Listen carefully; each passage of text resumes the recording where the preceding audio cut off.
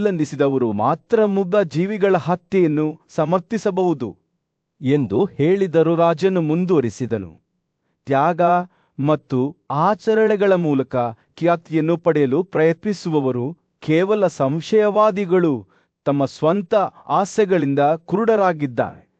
ಆತನ ಮಾತುಗಳು ಆತನ ಕೇಳುಗರ ಹೃದಯವನ್ನು ಆಳವಾಗಿ ಭೇದಿಸಿದವು, ಏಕೆಂದರೆ ಆತನು ಸತ್ಯದ ಸ್ಥಳದಿಂದ ಮಾತನಾಡುತ್ತಾನೆ ಎಂದು ಅವರಿಗೆ ತಿಳಿದಿತ್ತು. ಏಕೆಂದರೆ ಈ ಅವ್ಯವಸ್ಥೆಯ ಮಧ್ಯೆ ರಾಜ ವಿಚಾಕ್ಯಾನನು ದೃಢವಾಗಿ ನಿಂತನು, ನೀತಿವಂತ ಮರುವಿನ ಬುದ್ಧಿವಂತಿಕೆಯಿಂದ ಮಾರ್ಗದರ್ಶನ ಪಡೆದನು. ಎಲ್ಲಾ ಜೀವಿಗಳಿಗೆ ಹಾನಿಯಾಗದಿರುವುದು ಎಲ್ಲಾ ಕರ್ತವ್ಯಗಳಲ್ಲಿ ಅತ್ಯುನ್ನತವಾಗಿದೆ ಎಂದು ಆತ ಅವರಿಗೆ ನೆನಪಿಸಿದನು. ಭೀಷ್ಮನು ರಾಜರ ಮಾತುಗಳನ್ನು ಶ್ರದ್ಧೆಯಿಂದ ಆಲಿಸುತ್ತಿದ್ದಂತೆ ಮುಂದಿನ ಹಾದಿಯು ಅಪಾಯ ಮತ್ತು ಅನಿಶ್ಚಿತತೆಯಿಂದ ತುಂಬಿರುತ್ತದೆ ಎಂದು ಅವನಿಗೆ ತಿಳಿದಿತ್ತು. ರಾಜನು ತ್ಯಾಗದ ಜೀವನದ ಬಗ್ಗೆ ಮಾತನಾಡುತ್ತಿದ್ದನು. ಅಲ್ಲಿ ಕೊಬ್ಬು ದೇಶೀಯತೆಯನ್ನು ತ್ಯಜಿಸಿ ಪ್ರಕೃತಿಯೊಂದಿಗೆ ಸಾಮರಸ್ಯದಿಂದ ವಾಸಿಸುತ್ತಿದ್ದರು. ರಾಜ ವಿಚಾಕ್ಯಾನನು ಕೀಳರಿಮೆಯಿರುವವರು ಮಾತ್ರ ಹಣ್ಣಿನ ಬಯಕೆಯಿಂದ ಪ್ರಚೋದಿಸಲ್ಪಡುತ್ತಾರೆ ಎಂದು ಹೇಳಿದನು. ಅವನ ಮಾತುಗಳು ಗಾಳಿಯಲ್ಲಿ ಸವಾಲಿನಂತೆ ತೂಗಾಡುತ್ತಿದ್ದವು. ಕೇಳುವ ಎಲ್ಲರಿಗೂ ಕ್ರಮ ಕೈಗೊಳ್ಳುವ ಕರೆಯಾಗಿತ್ತು. ರಾಜನ ಮಾತುಗಳ ಬಗ್ಗೆ ಯೋಚಿಸುವಾಗ ಭೀಷ್ಮನ ಕಣ್ಣುಗಳು ಕಿರಿದಾದವು. ಯಜ್ಞಗಳಲ್ಲಿ ಮದ್ಯ, ಮೀನು, ಜೇನುತುಪ್ಪ ಮತ್ತು ಮಾಂಸವನ್ನು ಬಳಸುವುದನ್ನು ವೇದಗಳು ಅನುಮೋದಿಸುವುದಿಲ್ಲ ಎಂದು ಅವನಿಗೆ ತಿಳಿದಿತ್ತು. ಬದಲಿಗೆ ಅದು ಹೆಮ್ಮೆ, ತೀರ್ಪಿನ ದೋಷ ಮತ್ತು ದುರಾಸೆಯಿಂದ ಹುಟ್ಟಿಕೊಂಡಿತು.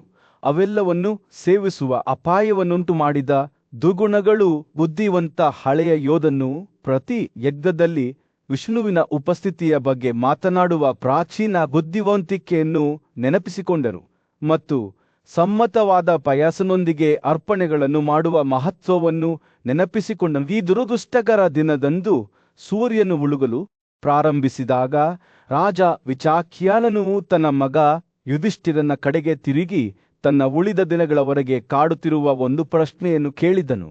ಇತರರಿಗೆ ಹಾನಿ ಮಾಡುವ ಬಯಕೆಯಿಂದ ಮುಕ್ತನಾಗಿರುವವನು ಅವರ ದೇಹವನ್ನು ಜೀವಂತವಾಗಿರಿಸಿಕೊಳ್ಳುವಲ್ಲಿ ಹೇಗೆ ಯಶಸ್ವಿಯಾಗಬಹುದು? ಯುವ ರಾಜಕುಮಾರನು ಗೊಂದಲಕ್ಕೊಳಗಾದಂತೆ ಕಂಡನು. ಹೇಗೆ ಪ್ರತಿಕ್ರಿಯಿಸಬೇಕು ಎಂದು ಖಚಿತವಾಗಿರಲಿಲ್ಲ. ಭೀಷ್ಮನ ಧ್ವನಿಯು ಆ ಮೌನವನ್ನು ಕತ್ತಿಯಂತೆ ಕತ್ತರಿಸಿತು. ಅದರ ತುದಿಯು ಬುದ್ಧಿವಂತಿಕೆಯಿಂದ ತೀಕ್ಷ್ಣವಾಗಿತ್ತು. ಒಬ್ಬನು ಯೋಗ್ಯತೆಯನ್ನು ಪಡೆದುಕೊಳ್ಳಬೇಕು ಮತ್ತು ತನ್ನದೇ ಆದ ರೀತಿಯಲ್ಲಿ ವರ್ತಿಸಬೇಕು.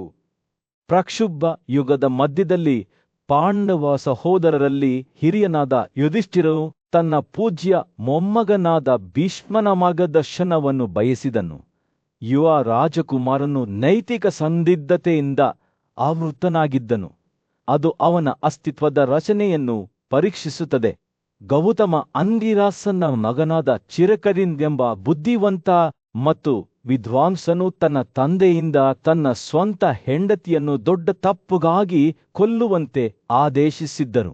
ಆದರೆ ಚಿರಕರಿನ್ನ ಸ್ವಭಾವವು ಏನೆಂದರೆ ಅವನು ಮೊದಲು ಪರಿಣಾಮಗಳ ಬಗ್ಗೆ ಯೋಚಿಸದೆ ಅಂತಹ ಘೋರ ಕೃತ್ಯವನ್ನು ಮಾಡಲು ಸಾಧ್ಯವಾಗಲಿಲ್ಲ. ಯುಧಿಷ್ಠಿರನು ಚಿರಕರಿನ ಕಥೆಯನ್ನು ವಿವರಿಸಿದಂತೆ ಭೀಷ್ಮನು ಸಂತಾನದ ಕರ್ತವ್ಯ ಮತ್ತು ತಾಯಿಯ ಪ್ರೀತಿಯ ಸಂಕೀರ್ಣತೆಗಳನ್ನು ಬಿಚ್ಚಿಡುವ ಒಂದು ನಿರೂಪಣೆಯನ್ನು ಹೆಣೆಯಲು ಪ್ರಾರಂಭಿಸಿದನು.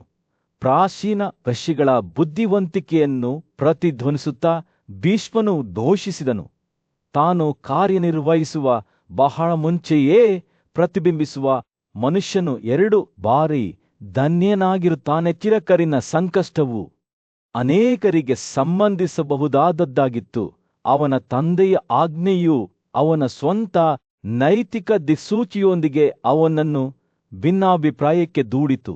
ಅದು ಮಗನು ಪ್ರಶ್ನೆಯಿಲ್ಲದೆ ತನ್ನ ಸರ್ಗೆ ವಿಧೇಯಾಗಬೇಕೆಂದು ಆದೇಶಿಸಿತು. ಆದರೂ ಅವನಿಗೆ ಜೀವ ನೀಡಿದ ಮತ್ತು ಅವಳ ಗರ್ಭದಲ್ಲಿ ಅವನನ್ನು ಪೋಷಿಸಿದ ತನ್ನ ತಾಯಿಯನ್ನು ಅವನು ಹೇಗೆ ಕೊಲ್ಲಲು ಸಾಧ್ಯ? ಈ ನಿರ್ಧಾರದ ಭಾರವು ಮೇರು ಪರ್ವತದ ಪುಡಿ ಮಾಡುವ ಶಕ್ತಿಯಂತೆ ಚಿರಕರಿನ ಮೇಲೆ ಬಿದ್ದಿತ್ತು. ಭೀಷ್ಮನು ಮಾತನಾಡುತ್ತಿದ್ದಂತೆ ಯುಧಿಷ್ಠಿರನ ಕಣ್ಣುಗಳು ತಿಳುವಳಿಕೆಯೊಂದಿಗೆ ವಿಶಾಲವಾದವು. ಆತನು ಚಿರಕರಿನಿನಲ್ಲಿ ತನ್ನ ಸ್ವಂತ ಹೋರಾಟಗಳ ಪ್ರತಿಬಿಂಬವನ್ನು ನೋಡಿದನು, ಏಕೆಂದರೆ ಆತನು ತನ್ನ ಸ್ವಂತ ಜೀವನದಲ್ಲಿ ಇದೇ ರೀತಿಯ ಸಂದಿಗ್ಧತೆಗಳನ್ನು ಎದುರಿಸಿದ್ದನು.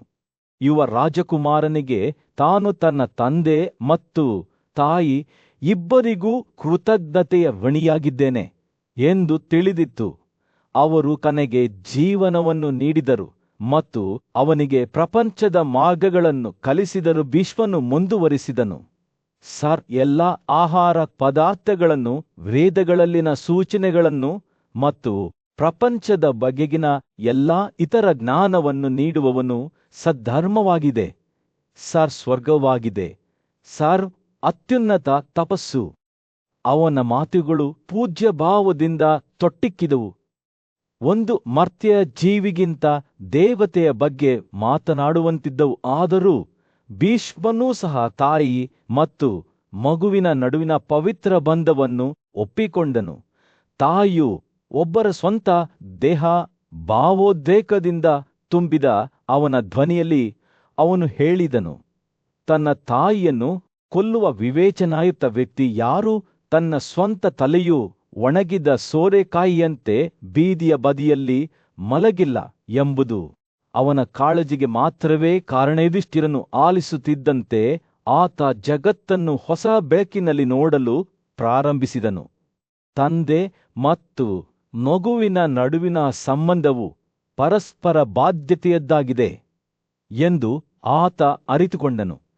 ಪ್ರತಿಯೊಂದು ಪಕ್ಷವೂ ಪ್ರೀತಿ ಮತ್ತು ಗೌರವದ ಕರ್ತವ್ಯಗಳಿಂದ ಬದ್ಧವಾಗಿದೆ. ಯುವ ರಾಜಕುಮಾರನಿಗೆ ತಿಳಿದಿತ್ತು, ಅವನು ತನ್ನ ತಂದೆ ಅಥವಾ ತಾಯಿಯ ಬಗೆಗಿನ ತನ್ನ ಜವಾಬ್ದಾರಿಗಳಿಂದ ತಪ್ಪಿಸಿಕೊಳ್ಳಲು ಸಾಧ್ಯವಿಲ್ಲ, ಏಕೆಂದರೆ ಅವರು ಅವನಿಗೆ ಜೀವನವನ್ನು ನೀಡಿದರು ಮತ್ತು ಅವನಿಗೆ ಪ್ರಪಂಚದ ಮಾರ್ಗಗಳನ್ನು ಕಲಿಸಿದರು. ಸ್ಪಷ್ಟತೆಯ ಈ ಕ್ಷಣದಲ್ಲಿ ನಿಜವಾದ ಬುದ್ಧಿವಂತಿಕೆಯು ಜೀವನದ ಸಂಕೀರ್ಣತೆಗಳನ್ನು ಸ್ವೀಕರಿಸುವುದರಲ್ಲಿ ಅಡಗಿದೆ ಎಂದು ಯುಧಿಷ್ಠಿರನು ಅರ್ಥಮಾಡಿಕೊಂಡನು.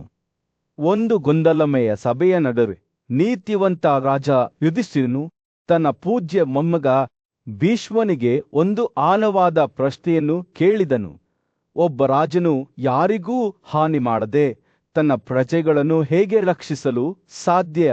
ನ್ಯಾಯ ಮತ್ತು ಸಹಾನುಭೂತಿಯ ನಡುವಿನ ಸೂಕ್ಷ್ಮ ಸಮತೋಲನದ ಬಗ್ಗೆ ಮಾರ್ಗದರ್ಶನ ಕೋರಿ ಅವನು ಕೇಳಿದನು. ಭೀಷ್ಮನು ತನ್ನ ಮುಖದ ಮೇಲೆ ಬುದ್ಧಿವಂತಿಕೆಯನ್ನು ಕೆತ್ತಿಸಿ ನ್ಯಾಯಯುತ ರಾಜನಾದ ದ್ಯುಮತ್ಸೇನನ ಪ್ರಾಚೀನ ಕಥೆಯನ್ನು ಮತ್ತು ರಾಜಕುಮಾರ ಸತ್ಯವತನೊಂದಿಗಿನ ಅವನ ಸಂಭಾಷಣೆಯನ್ನು ವಿವರಿಸಲು ಪ್ರಾರಂಭಿಸಿದನು. ರಾಜಕುಮಾರನು ಅವರ ಚರ್ಚೆಯ ಹಾದಿಯನ್ನು ಬದಲಾಯಿಸುವ ಪದಗಳನ್ನು ಮಾತನಾಡಿದ್ದನು. ಕೆಲವೊಮ್ಮೆ ನೀತಿಯು ಅಕ್ರಮದ ರೂಪವನ್ನು ತೆಗೆದುಕೊಳ್ಳುತ್ತದೆ ಮತ್ತು ಅನ್ಯಾಯವು ನೀತಿಯ ರೂಪವನ್ನು ತೆಗೆದುಕೊಳ್ಳುತ್ತದೆ. ಕೊಲ್ಲುವುದು ನ್ಯಾಯಯುತವಾದ ಕೃತ್ಯವಾಗುವುದು ಅಸಾಧ್ಯ. ಆರಂಭದಲ್ಲಿ ದ್ಯುಮತ್ಸೇನನಿಗೆ ಸತ್ಯವತ್ನ ಮಾತುಗಳು ಮನವರಿಕೆಯಾದವು. ವ್ಯಕ್ತಿಗಳು ತಮ್ಮ ಉಲ್ಲಂಘನೆಗಳಿಗಾಗಿ ಶಿಕ್ಷೆಗೆ ಒಳಗಾಗದ ಸಮಾಜವನ್ನು ಅವರು ಹೇಗೆ ಕಲ್ಪಿಸಿಕೊಂಡರು ಎಂಬುದನ್ನು ವಿವರಿಸಲು ಅವರು ರಾಜಕುಮಾರನನ್ನು ಕೇಳಿದರು. ಕ್ಷತ್ರಿಯರು, ವೈಶ್ಯರು ಮತ್ತು ಶೂದ್ರರು ಎಂಬ 3 ಕೆಳವರ್ಣಗಳನ್ನು ಬ್ರಾಹ್ಮಣರ ಮಾರ್ಗದರ್ಶನದಲ್ಲಿ ಇರಿಸಬೇಕೆಂದು ಸತ್ಯವತ್ ಪ್ರಸ್ತಾಪಿಸಿದರು. ಅವರು ಅವರಲ್ಲಿ ನೀತಿಯನ್ನು ಹುಟ್ಟುಹಾಕುತ್ತಾರೆ. ಬ್ರಾಹ್ಮಣರ ಬೋಧನೆಗಳನ್ನು ಅನುಸರಿಸಲು ವಿಫಲರಾದವರನ್ನು ರಾಜನಿಗೆ ವರದಿ ಮಾಡಲಾಗುತ್ತದೆ. ಅವು ನಂತರ ದೈಹಿಕ ಹಾನಿಯನ್ನುಂಟು ಮಾಡದೆ ಶಿಕ್ಷೆಯನ್ನು ನೀಡುತ್ತಾರೆ. ಅವರು ಮಾತನಾಡುವಾಗ ಬದಲಾಗುತ್ತಿರುವ ಕಾಲದ ಬಗ್ಗೆ ದ್ಯುಮತ್ಸೇನನು ಯೋಚಿಸಿದನು. ಮನುಷ್ಯರು ಸತ್ಯವಂತರಾಗಿದ್ದರು ಮತ್ತು ತಮ್ಮನ್ನು ತಾವು ಸುಲಭವಾಗಿ ಆಳುತ್ತಿದ್ದ ಹಿಂದಿನ ಯುಗವನ್ನು ಆತ ನೆನಪಿಸಿಕೊಂಡರು. ಅಲ್ಲಿ ಕಠಿಣ ಮಾತುಗಳು ಅಪರಾಧಿಗಳಿಗೆ ಸಾಕಷ್ಟು ಶಿಕ್ಷೆಯಾಗಿದ್ದವು. ಆದಾಗ್ಯೂ ಅವರ ಪ್ರಸ್ತುತ ಯುಗದಲ್ಲಿ ದುಷ್ಟತನದ ಪ್ರಮಾಣವು ಎಷ್ಟು ಹೆಚ್ಚಾಗಿತ್ತು ಎಂದರೆ ಮರಣದ ಶಿಕ್ಷೆಯೂ ಸಹ ಅಗತ್ಯವೆಂದು ಪರಿಗಣಿಸಲಾಗಿತ್ತು. ಸತ್ಯವತ್ ಮುಂದುವರಿಸಿದರು, ನೀವು ಈ ದುಷ್ಕರ್ಮಿಗಳನ್ನು ವಧೆ ಮಾಡದೆ ಸುಧಾರಿಸಲು ಸಾಧ್ಯವಾಗದಿದ್ದರೆ ಅವರನ್ನು ನಿರ್ನಾಮ ಮಾಡಲು ತ್ಯಾಗ ಮಾಡಿ. ಒಳ್ಳೆಯ ರಾಜರು ತಮ್ಮ ಪ್ರಜೆಗಳನ್ನು ಶಿಕ್ಷಿಸುವುದರಲ್ಲಿ ಸಂತೋಷ ಪಡಬಾರದು. ಬದಲಿಗೆ ನಿರ್ಭೀತಿ ಮತ್ತು ಪ್ರಾಮಾಣಿಕತೆಯ ವಾತಾವರಣವನ್ನು ಸೃಷ್ಟಿಸಲು ಪ್ರಯತ್ನಿಸಬೇಕು ಎಂದು ಅವರು ಒತ್ತಿ ಹೇಳಿದರು. ಹಾಗೆ ಮಾಡುವುದರಿಂದ ಅವರು ಇತರರಿಗೆ ಮಾದರಿಯಾಗುತ್ತಾರೆ. ಚರ್ಚೆಯು ಮುಂದುವರಿದಂತೆ ಈ ವಿಷಯದ ಬಗ್ಗೆ ತಮ್ಮ ಸ್ವಂತ ಆಲೋಚನೆಗಳನ್ನು ಹಂಚಿಕೊಂಡರು. ಎಲ್ಲಿಯವರೆಗೆ ನೀತಿಯ ಅಡೆತಡೆಗಳನ್ನು ಕಾಪಾಡಿಕೊಳ್ಳಲಾಗುತ್ತದೆಯೋ ಅಲ್ಲಿಯವರೆಗೆ ಸಮಾಜವು ಸಾಮರಸ್ಯದಿಂದ ಕಾರ್ಯನಿರ್ವಹಿಸುತ್ತದೆ ಎಂದು ಅವರು ನಂಬಿದ್ದರು. ಆದಾಗ್ಯೂ ಈ ಗಡಿಗಳನ್ನು ಉಲ್ಲಂಘಿಸಿದವರಿಗೆ ಮರಣದಂಡನೆ ವಿಧಿಸದಿದ್ದರೆ ಸಮಾಜದ ರಚನೆಯು ಬಿಚ್ಚಿಡಲು ಪ್ರಾರಂಭಿಸುತ್ತದೆ. ಸತ್ಯಾವತ್ ಅವರು ಈ ವಿಷಯದ ಬಗ್ಗೆ ತಮ್ಮ ಹಿಂದಿನ ಚರ್ಚೆಯನ್ನು ದ್ಯುವತ್ಸೇನರಿಗೆ ನೆನಪಿಸಿದಾಗ ಸಂಭಾಷಣೆಯು ಪೂರ್ಣ ವಲಯಕ್ಕೆ ಬಂದಿತು. ಇತರರನ್ನು ಆಳಲು ಪ್ರಯತ್ನಿಸುವ ಮೊದಲು ಒಳ್ಳೆಯ ರಾಜರು ಹೇಗೆ ತಮ್ಮನ್ನು ತಾವು ನಿಗ್ರಹಿಸಿಕೊಳ್ಳಬೇಕು ಮತ್ತು ಅಪರಾಧ ಮತ್ತು ಅದರ ಪರಿಣಾಮಗಳನ್ನು ಎಚ್ಚರಿಕೆಯಿಂದ ಪರಿಗಣಿಸಿದ ನಂತರವೇ ಶಿಕ್ಷೆಯನ್ನು ವಿಧಿಸಬೇಕು ಎಂಬುದರ ಬಗ್ಗೆ ಅವರು ಮಾತನಾಡಿದ ಈ ಪ್ರಾಚೀನ ಕಥೆಯಲ್ಲಿ ನಾವು ಕಾಲಾತೀತ ಬುದ್ಧಿವಂತಿಕೆಯನ್ನು ಕಂಡುಕೊಳ್ಳುತ್ತೇವೆ. ನ್ಯಾಯ ಮತ್ತು ಸಹಾನುಭೂತಿಯ ನಡುವಿನ ಸಮತೋಲನ. ಅಲ್ಲಿ ಶಿಕ್ಷೆಯು ಸ್ವತಃ ಒಂದು ಅಂತ್ಯವಲ್ಲ, ಬದಲಿಗೆ ಸಾಮಾಜಿಕ ಸಾಮರಸ್ಯವನ್ನು ಕಾಪಾಡಿಕೊಳ್ಳುವ ಸಾಧನವಾಗಿದೆ. ಯುಧಿಷ್ಠಿರನು ಭೀಷ್ಮನ ಪಟ್ಟಣವನ್ನು ಶ್ರದ್ಧೆಯಿಂದ ಆಲಿಸುತ್ತಿದ್ದಂತೆ ಅವನು ಬಹುಶಃ ತನ್ನ ಆಳ್ವಿಕೆಗೆ ಅವರ ಮಾತುಗಳ ಪರಿಣಾಮಗಳನ್ನು ಯೋಚಿಸಿದನು. ದ್ಯುವತರಿಗೆ ಮಾರ್ಗದರ್ಶನ ನೀಡಿದ ಅದೇ ಸಮತೋಲನ ಮತ್ತು ಬುದ್ಧಿವಂತಿಕೆಯಿಂದ ಆಳಲು ಪ್ರಯತ್ನಿಸಿದರು. ಸೂರ್ಯನು ಹಸ್ತಿನಪುರ ರಾಜ್ಯದ ಮೇಲೆ ಮುಳುಗುತ್ತಿದ್ದನು. ಗಲಭೆಯ ಬೀದಿಗಳಲ್ಲಿ ಬೆಚ್ಚಗಿನ ಕಿತ್ತಳೆ ಬಣ್ಣದ ಹೊಳಪನ್ನು ಬೀರುತ್ತಿತ್ತು. ಪಾಂಡವ ಸಹೋದರರಲ್ಲಿ ಹಿರಿಯನಾದ ಯುಧಿಷ್ಠಿರನು ತನ್ನ ಬುದ್ಧಿವಂತ ಮತ್ತು ಪೂಜ್ಯ ಅಜ್ಜ ಭೀಷ್ಮನ ಪಾದಗಳ ಬಳಿ ಕುಳಿತಿದ್ದು, ಯುವ ರಾಜಕುಮಾರನು ಜೀವನದ ಪ್ರತಿಯೊಂದು ಅಂಶಕ್ಕೂ ಮಾರ್ಗದರ್ಶನ ನೀಡಿದ ಪ್ರಾಚೀನ ಹಿಂದೂ ಸಂಪ್ರದಾಯವಾದ ಧರ್ಮದ ಸಂಕೀರ್ಣತೆಗಳ ಬಗ್ಗೆ ಯೋಚಿಸುತ್ತಿದ್ದನು. ಯುಧಿಷ್ಠಿರನು, ಅಜ್ಜಿ, ನೀವು ನನಗೆ ಯೋಗದ ಮಾರ್ಗವನ್ನು ಕಲಿಸಿದ್ದೀ. ಅದು 6 ಪ್ರಸಿದ್ಧ ಗುಣಲಕ್ಷಣಗಳಿಗೆ ಕಾರಣವಾಗುತ್ತದೆ. ಆದರೆ ನನಗೆ ತಿಳಿಸಿ, ಆನಂದ ಮತ್ತು ವಿಮೋಚನೆ ಎರಡಕ್ಕೂ ಕಾರಣವಾಗುವ ಧರ್ಮದ ಸ್ವರೂಪವೇನು? ಈ 2 ಮಾರ್ಗಗಳಲ್ಲಿ ಯಾವುದು ಶ್ರೇಷ್ಠವಾಗಿದೆ? ಭೀಷ್ಮನು ಮುಗುಳಕ್ಕನು, ಅವನ ಕಣ್ಣುಗಳು ಬುದ್ಧಿವಂತಿಕೆಯಿಂದ ಮಿನುಗುತ್ತಿದ್ದವು. 2 ಕರ್ತವ್ಯಗಳು ಅತ್ಯಂತ ಆಶೀರ್ವಾದದಿಂದ ಕೂಡಿವೆ ಎಂದು ಹೇಳಿದನು. ಇವೆರಡನ್ನು ಸಾಧಿಸುವುದು ತುಂಬಾ ಕಷ್ಟ, ಆದರೆ ಇವೆರಡೂ ಹೆಚ್ಚಿನ ಫಲವನ್ನು ನೀಡುತ್ತವೆ. ಆ 2 ಕರ್ತವ್ಯಗಳ ಅಧಿಕಾರದ ಬಗ್ಗೆ, ಅವುಗಳ ನಿಜವಾದ ಪ್ರಾಮುಖ್ಯತೆಯ ಬಗ್ಗೆ ನಿಮ್ಮ ಅನುಮಾನಗಳನ್ನು ನಿವಾರಿಸಿದ್ದಕ್ಕಾಗಿ ನಾನು ಈಗ ನಿಮಗೆ ಚರ್ಚಿಸುತ್ತೇನೆ. ಭೀಷ್ಮನು ಮಾತನಾಡಲು ಪ್ರಾರಂಭಿಸಿದಾಗ ಪ್ರಾಚೀನ ಬುದ್ಧಿವಂತಿಕೆಯ ನೂಲುಗಳನ್ನು ಒಟ್ಟಿಗೆ ನೇಯ್ದು ಒಂದು ವರ್ಣಚಿತ್ರದಂತೆ ಒಂದು ಕಥನವು ತೆರೆದುಕೊಂಡಿತು. ಅವನು ಒಮ್ಮೆ ರಾಜ ನಹುಷನ ಕೈಯಿಂದ ವಧೆಗಾಗಿ ಉದ್ದೇಶಿಸಲಾದ ಹಸುವನ್ನು ಎದುರಿಸಿದ ಮಹಾನ್ ಪ್ರಸಿದ್ಧ ಋಷಿಯಾದ ಕಪಿಲನ ಕಥೆಯನ್ನು ಹೇಳಿದನು. ಕಪಿಲರ ಮಾತುಗಳು ಬೇಸಿಗೆಯ ದಿನದಂದು ಸೌಮ್ಯವಾದ ಗಾಳಿಯಂತೆ ಇದ್ದುಗ, ಅಯ್ಯೋ ವೇದಗಳೇ ಎಂದು ಅವರು ಉದ್ಧರಿಸಿದರು. ವೇದಗಳು ಅರ್ಹವಾಗಿದ್ದರೆ ಈ ಇತರ ಕರ್ತವ್ಯಗಳು ಎಲ್ಲಿಂದ ಬಂದವು? ಎಲ್ಲಾ ಜೀವಿಗಳಿಗೆ ನಿರುಪದ್ರವತೆ ತುಂಬಿದವು. ಹಸುವಿನ ರೂಪವನ್ನು ಪ್ರವೇಶಿಸಿದ ಬುದ್ಧಿವಂತ ಕೃಷಿಯಾದ ಸುಮರಸ್ವಿ ಉತ್ತರಿಸಿದರು, ತಪಸ್ಸಿಗೆ ಸಮರ್ಪಿತರಾದ ಮತ್ತು ಬುದ್ಧಿವಂತಿಕೆಯಿಂದ ಕೂಡಿದ ಜನರು ವೇದಗಳ ಆಜ್ಞೆಗಳನ್ನು ಸ್ವತಃ ದೇವರ ಮಾತುಗಳೆಂದು ಪರಿಗಣಿಸುತ್ತಾರೆ. ವೇದಗಳ ವಿಷಯವಸ್ತುಗಳು ಪರಮಾತ್ಮನ ಮಾತುಗಳಾಗಿದ್ದಾಗ ಯಾರಾದರೂ ಏನು ಹೇಳಬಹುದು? ಕಪಿಲನ ಪ್ರತಿಕ್ರಿಯೆಯು ಒಂದು ಹಿತವಾದ ಬಾಂಬ್ನಂತೆ ಇತ್ತು. ನಾನು ವೇದಗಳನ್ನು ಖಂಡಿಸುವುದಿಲ್ಲ, ಅವುಗಳನ್ನು ಅವಹೇಳನ ಮಾಡುವಲ್ಲಿ ನಾನು ಏನನ್ನೂ ಹೇಳಲು ಬಯಸುವುದಿಲ್ಲ. ವಿವಿಧ ಜೀವನ ವಿಧಾನಗಳಿಗೆ ನಿಗದಿಪಡಿಸಲಾದ ವಿವಿಧ ಕರ್ತವ್ಯಗಳು ಒಂದೇ ಅಂತ್ಯಕ್ಕೆ ಕಾರಣವಾಗುತ್ತವೆ. ಭೀಷ್ಮನು ತನ್ನ ಪ್ರವಚನವನ್ನು ಮುಂದುವರಿಸುತ್ತಿದ್ದಂತೆ ಯಜ್ಞದ ಸಂಕೀರ್ಣತೆಗಳನ್ನು ಮತ್ತು ವೈದಿಕ ಸಂಪ್ರದಾಯದಲ್ಲಿ ಅದರ ಸ್ಥಾನವನ್ನು ಬಹಿರಂಗಪಡಿಸುವ ಮೂಲಕ ನಿರೂಪಣೆಯು ಗಾಢವಾಯಿತು. ಕ್ಷಾಮರಶ್ಮಿ ಬಲಿಯ 17 ಅಂಗಗಳ ಬಗ್ಗೆ ಮಾತನಾಡಿದರು. ಬೆಣ್ಣೆ, ಹಾಲು, ಮೊಸರು, ಸಗಳಿ, ಚರ್ಮ, ಕೂದಲು, ಕೊಂಬುಗಳು, ಗೊರಸುಗಳು ಮತ್ತು ಇನ್ನೂ ಹೆಚ್ಚಿನವು. ಇವು ಒಟ್ಟಾಗಿ ಆಚರಣೆಗಳನ್ನು ಉಳಿಸಿಕೊಂಡವು. ಈ ವಸ್ತುಗಳನ್ನು ಯಜ್ಞಕ್ಕಾಗಿ ಸೃಷ್ಟಿಸಲಾಗಿದೆ ಎಂದು ಸುಮರಸಿ ಹೇಳಿದರು. ಹೀಗೆ ಪ್ರಾಚೀನ ಕಾಲದ ಎಲ್ಲಾ ಪುರುಷರು ಯಜ್ಞಗಳನ್ನು ಮಾಡಲು ತಮ್ಮನ್ನು ತಾವು ತೊಡಗಿಸಿಕೊಂಡರು ಮತ್ತು ಯಾವುದೇ ಆಸಕ್ತಿ ಅಥವಾ ಪ್ರತಿಫಲದ ನಿರೀಕ್ಷೆಯಿಲ್ಲದೆ ಯಜ್ಞಗಳನ್ನು ಮಾಡುವವರು ಯಾವುದೇ ಜೀವಿಗೆ ಹಾನಿಯನ್ನುಂಟು ಮಾಡುವುದಿಲ್ಲ ಅಥವಾ ಯಾವುದಕ್ಕೂ ದ್ವೇಷವನ್ನು ಹೊಂದಿರುವುದಿಲ್ಲ. ಈ ರೀತಿಯಾಗಿ ಭೀಷ್ಮನ ಮಾತುಗಳು ಬುದ್ಧಿವಂತಿಕೆಯ ಶ್ರೀಮಂತ ವಸ್ತ್ರವನ್ನು ನೇಯ್ದು ಯುಧಿಷ್ಠಿರನಿಗೆ ಧರ್ಮದ ಹಾದಿಯಲ್ಲಿ ಮಾರ್ಗದರ್ಶನ ನೀಡಿತು. ಶಾಂತವಾದ ಅರಣ್ಯದಲ್ಲಿ ಕಪಿಲನು ತನ್ನ ಸುತ್ತಲೂ ನೆರೆದಿದ್ದ ಋಷಿಮುನಿಗಳ ಸಭೆಯನ್ನು ಉದ್ದೇಶಿಸಿ ಮಾತನಾಡುವಾಗ ತನ್ನ ಕಣ್ಣುಗಳು ಬುದ್ಧಿವಂತಿಕೆಯಿಂದ ಹೊಳೆಯುತ್ತಿದ್ದವು. ನೋಡು, ಅವನು ಹೇಳಿದ ಪ್ರಾಪಂಚಿಕ ಬಯಕೆಗಳ ಕ್ಷಣಿಕ ಸ್ವರೂಪ ಕ್ರಿಯೆಗಳ ಮೂಲಕ ಸಾಧಿಸಬಹುದಾದದ್ದು ಕೇವಲ ತಾತ್ಕಾಲಿಕ ಮತ್ತು ಕ್ಷಣಿಕವಾಗಿದೆ. ಆದರೂ ಜ್ಞಾನದ ಮಾರ್ಗದ ಮೂಲಕ ಆತ್ಮಸಂಯಮ ಮತ್ತು ಶಾಂತಿಯನ್ನು ಅಳವಡಿಸಿಕೊಂಡವರು ವಿರೋಧಾಭಾಸಗಳ ಪ್ರಭಾವವನ್ನು ಮೀರಿದ್ದಾರೆ. ಅವರು ಕೊರತೆಯ ಬಂಧನದಿಂದ ಮುಕ್ತರಾಗಿದ್ದಾರೆ ಮತ್ತು ಬುದ್ಧಿವಂತಿಕೆಯನ್ನು ಹೊಂದಿದ್ದಾರೆ. ಸಭೆಯೊಳಗೆ ಜೀವನದ ನಿಗೂಢತೆಗಳ ಬಗ್ಗೆ ತನ್ನ ಒಳನೋಟಕ್ಕೆ ಹೆಸರುವಾಸಿಯಾದ ಋಷಿ ಸುಮಾರಸ್ವಿ ಇದ್ದರು. ಅವರು ಕಪಿಲನ ಮಾತುಗಳನ್ನು ಎದುರಿಸಲು ಎದ್ದು ನಿಂತರು. ನಿಜವಾಗಿಯೂ ಇದು ಸ್ವಾಧೀನದ ಅತ್ಯುನ್ನತ ಗುರಿಯಾಗಿದ್ದರೆ ನಾವು ಅದರ ಕಾರ್ಯಸಾಧ್ಯತೆಯನ್ನು ಪರಿಶೀಲಿಸೋಣ. ದೇಶೀಯ ಜೀವನ ವಿಧಾನವಿಲ್ಲದೆ ಬೇರೆ ಯಾವುದೇ ಮಾರ್ಗವೂ ಸಾಧ್ಯವಾಗುವುದಿಲ್ಲ. ಎಲ್ಲಾ ಜೀವಿಗಳು ಜೀವನಾಧಾರಕ್ಕಾಗಿ ತಮ್ಮ ತಾಯಂದಿರ ಮೇಲೆ ಅವಲಂಬಿತವಾಗಿರುವಂತೆಯೇ ಇತರ 3 ಜೀವನ ವಿಧಾನಗಳು ಸಹ ದೇಶೀಯತೆಯ ಮೇಲೆ ಅವಲಂಬಿತವಾಗಿವೆ. ದೇಶೀಯ ಜೀವನವನ್ನು ನಡೆಸುವ ಗೃಹಸ್ಥನು ತ್ಯಾಗಗಳನ್ನು ಮಾಡುತ್ತಾನೆ ಮತ್ತು ತಪಸ್ಸನ್ನು ಆಚರಿಸುತ್ತಾನೆ ಮತ್ತು ಈ ಕ್ರಿಯೆಗಳ ಮೂಲಕವೇ ಒಬ್ಬರು ವಿಮೋಚನೆಯನ್ನು ಸಾಧಿಸಬಹುದು. ಕಪಿಲನು ಸುಮಾರಸ್ವಿಯ ಮಾತುಗಳನ್ನು ಗಮನವಿಟ್ಟು ಆಲಿಸಿದನು. ಅವರ ಅಭಿವ್ಯಕ್ತಿ ಚಿಂತನಶೀಲವಾಗಿತ್ತು. ನಂತರ ಆತನು ಕ್ರಿಯೆಗಳು ಕಡ್ಡಾಯವಾಗಿದ್ದರೆ ಬುದ್ಧಿವಂತ ವ್ಯಕ್ತಿಗೆ ನಿರ್ವಹಿಸಲು ವಿವಿಧ ಆಚರಣೆಗಳಿವೆ.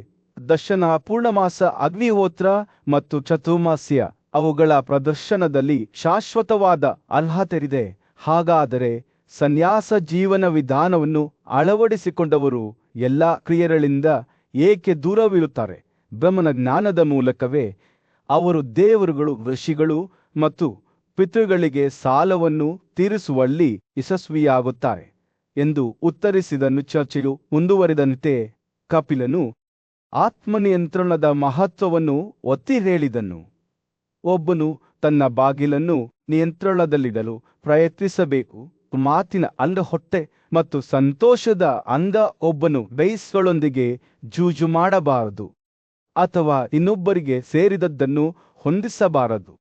ಅವಮಾನಕರ ಜನಲದ ವ್ಯಕ್ತಿಯ ತ್ಯಾಗಕ್ಕೆ ಒಬ್ಬರು ಸಹಾಯ ಮಾಡಬಾರದು. ಕೋಪಕ್ಕೆ ದಾರಿ ಮಾಡಿಕೊಡಬಾರದು ಮತ್ತು ಇನ್ನೊಬ್ಬರನ್ನು ಕೈಗಳಿಂದ ಅಥವಾ ಕಾಲುಗಳಿಂದ ಹೊಡೆಯಬಾರದು. ತನ್ನ ಕಣ್ಣುಗಳು ತಿಳುವಳಿಕೆಯಿಂದ ಹೊಳೆಯುತ್ತಿರುವುದನ್ನು ಒಪ್ಪಿಕೊಂಡು ಸುಮರಸ್ವಿ ತಲೆಯಾಡಿಸಿದರು. ಈ ರೀತಿ ನಡೆದುಕೊಳ್ಳುವುದರಿಂದ ಒಬ್ಬರ ಮಾತಿನ ಅಂಗವು ಚೆನ್ನಾಗಿ ನಿಯಂತ್ರಿಸಲ್ಪಡುತ್ತದೆ. ಒಬ್ಬನು ಆಹಾರದಿಂದ ಸಂಪೂರ್ಣವಾಗಿ ದೂರವಿರಬಾರದು, ಹೆಚ್ಚು ತಿನ್ನಬಾರದು. ಒಬ್ಬನು ದುರಾಸೆಯನ್ನು ತ್ಯಜಿಸಿ ಒಳ್ಳೆಯವರ ಸಹವಾಸವನ್ನು ಹುಡುಕಬೇಕು. ಹಾಗೆ ಮಾಡುವುದರಿಂದ ಒಬ್ಬನು ತನ್ನ ಹೊಟ್ಟೆಯನ್ನು ಪ್ರತಿನಿಧಿಸುವ ಬಾಗಿಲನ್ನು ಸರಿಯಾಗಿ ನಿಯಂತ್ರಿಸುವಲ್ಲಿ ಯಶಸ್ವಿಯಾಗುತ್ತಾನೆ. ಋಷಿಮುನಿಗಳ ಸಭೆಯು ಒಂದು ಕ್ಷಣ ಚಿಂತನಶೀಲ ಮೌನದಲ್ಲಿ ಕುಳಿತು ಕಪಿಲ ಮತ್ತು ಸುಮರಸ್ವಿ ಅವರು ನೀಡಿದ ಬುದ್ಧಿವಂತಿಕೆಯನ್ನು ಹೀರಿಕೊಂಡಿತು. ಅವರು ಅಸ್ತಿತ್ವದ ಹೃದಯದಲ್ಲಿ ಶೋಧಿಸಿ ಕ್ರಿಯೆಗಳು, ಜ್ಞಾನ ಮತ್ತು ಸ್ವಯಂ ನಿಯಂತ್ರಣದ ನಡುವಿನ ಸಂಬಂಧವನ್ನು ಅನ್ವೇಷಿಸಿದರು ಎಂಬುದು ಸ್ಪಷ್ಟವಾಗಿತ್ತು. ಸೂರ್ಯನು ದಿಗಂತದ ಕೆಳಗೆ ಮುಳುಗಿದಂತೆ ಕಾಡಿನ ಹೊಳೆಯ ಮೇಲೆ ಬೆಚ್ಚಗಿನ ಕಿತ್ತಳೆ ಹೊಳಪನ್ನು ಬೀಸಿದಾಗ ಋಷಿಗಳು ಚದುರಿ ಹೋದರು. ಪ್ರತಿಯೊಬ್ಬರೂ ತಮ್ಮೊಂದಿಗೆ ಜೀವನದ ರಹಸ್ಯಗಳ ಬಗ್ಗೆ ಆಳವಾದ ತಿಳುವಳಿಕೆಯನ್ನು ಹೊಂದಿದ್ದರು. ನಕ್ಷತ್ರಗಳು ಪ್ರಾರಂಭವಾದ ಪ್ರಾಚೀನ ಭಾರತದ ಪವಿತ್ರ ಸಂಪ್ರದಾಯದಲ್ಲಿ ಪೂಜ್ಯ ಋಷಿಯಾಗಿದ್ದ ಕಪಿಲನು ತನ್ನ ಶಿಷ್ಯರಿಗೆ ಆಳವಾದ ಬುದ್ಧಿವಂತಿಕೆಯನ್ನು ನೀಡಿದರು. ಅವನು ವೇದಗಳ ಅಧಿಕಾರವನ್ನು ದೃಢೀಕರಿಸುವ ಮೂಲಕ ಪ್ರಾರಂಭಿಸಿದನು. ಇದು ಸತ್ಯವನ್ನು ಹುಡುಕುವ ಎಲ್ಲರಿಗೂ ಅಂತಿಮ ಮಾರ್ಗದರ್ಶಿ ಎಂದು ಪರಿಗಣಿಸಲ್ಪಟ್ಟಿದೆ. ಕಪಿಲನ ಪ್ರಕಾರ ಈ ಧರ್ಮಗ್ರಂಥಗಳನ್ನು ಯಾರೂ ಕಡೆಗಣಿಸಲಿಲ್ಲ ಅಥವಾ ಅವಮಾನಿಸಲಿಲ್ಲ. ನಂತರ ಕಪಿಲನು ಎಲ್ಲಾ ಅಸ್ತಿತ್ವದ ಆಧಾರವಾಗಿರುವ ದೈವಿಕ ತತ್ವವಾದ ಬ್ರಹ್ಮನ ಪರಿಕಲ್ಪನೆಯನ್ನು ವಿವರಿಸಿದನು. ಬ್ರಹ್ಮನ 2 ಅಂಶಗಳಿವೆ ಎಂದು ಅವನು ವಿವರಿಸಿದನು. ಒಂದು ಧ್ವನಿಯಿಂದ ಪ್ರತಿನಿಧಿಸಲ್ಪಡುತ್ತದೆ ಮತ್ತು ಇನ್ನೊಂದು ಪರಮ. ಇದು ಅಮೂರ್ತವಾಗಿದೆ ಮತ್ತು ಮಾನವನ ಗ್ರಹಿಕೆಯನ್ನು ಮೀರಿದೆ. ಮೊದಲ ಅಂಶದ ಬಗ್ಗೆ ಆಳವಾದ ತಿಳುವಳಿಕೆಯನ್ನು ಸಾಧಿಸಿದವರು ಅಂತಿಮವಾಗಿ ಎರಡನೆಯದನ್ನು ಸಾಧಿಸಬಹುದು ಎಂದು ಕಪಿಲನು ಘೋಷಿಸಿದನು. ಅವರು ಆಧ್ಯಾತ್ಮಿಕ ಬೆಳವಣಿಗೆಯ ಪ್ರಕ್ರಿಯೆಯನ್ನು ವಿವರಿಸುತ್ತಾ ವೈದಿಕ ಮಂತ್ರಗಳ ಮೂಲಕ ಶುದ್ಧೀಕರಣದ ಮಹತ್ವವನ್ನು ಒತ್ತಿ ಹೇಳಿದರು. ವೈಯಕ್ತಿಕ ದೇಹವು ಅದರ ಕಲ್ಮಶಗಳಿಂದ ಶುದ್ಧಗೊಂಡಂತೆ ಬ್ರಹ್ಮನ ಜ್ಞಾನವನ್ನು ಪಡೆಯುವುದು ಯೋಗ್ಯವಾಯಿತು. ಧಾರ್ಮಿಕ ಕಾರ್ಯಗಳಿಗೆ ಅಂತಿಮ ಪ್ರತಿಫಲವು ಭೌತಿಕ ಸಂಪತ್ತು ಅಥವಾ ಪ್ರಾಪಂಚಿಕ ಯಶಸ್ಸಲ್ಲ, ಬದಲಿಗೆ ಶುದ್ಧ ಹೃದಯದ ಸಾಧನೆಯಾಗಿದೆ ಎಂದು ಕಪಿಲ ಒತ್ತಿ ಹೇಳಿದರು. ನಂತರ ಆರ್ಷಿ ಮಾನವ ನಡವಳಿಕೆಯ ಅತ್ಯುನ್ನತ ಆದರ್ಶಗಳನ್ನು ಉದಾಹರಿಸುತ್ತಾ ಹಿಂದೆಯೇ ಬದುಕಿದ್ದವರ ಬಗ್ಗೆ ಮಾತನಾಡಿದರು. ಈ ವ್ಯಕ್ತಿಗಳು ತಮ್ಮ ನಿಸ್ವಾರ್ಥತೆ, ಸಹಾನುಭೂತಿ ಮತ್ತು ಪ್ರಾಪಂಚಿಕ ಆಸೆಗಳಿಂದ ಬೇರ್ಪಟ್ಟವರಾಗಿದ್ದರು. ಅವರು ತಮ್ಮ ಕರ್ತವ್ಯಗಳನ್ನು ದೃಢ ನಿಶ್ಚಯದಿಂದ ನಿರ್ವಹಿಸಿದರು. ಅವರು ಪಡೆದ ಆಶೀರ್ವಾದಗಳಿಗೆ ಕೃತಜ್ಞತೆಯ ಅಭಿವ್ಯಕ್ತಿಯಾಗಿ ಅರ್ಹ ವ್ಯಕ್ತಿಗಳಿಗೆ ಉಡುಗೊರೆಗಳನ್ನು ನೀಡಿದರು. ಈ ವ್ಯಕ್ತಿಗಳು ಪರಿಪೂರ್ಣ ಪ್ರಾಮಾಣಿಕತೆ, ತೃಪ್ತಿ ಮತ್ತು ಜ್ಞಾನದ ನಿಶ್ಚಿತತೆಯನ್ನು ಹೊಂದಿದ್ದಾರೆಂದು ಕಪಿಲನು ವಿವರಿಸಿದ್ದಾನೆ.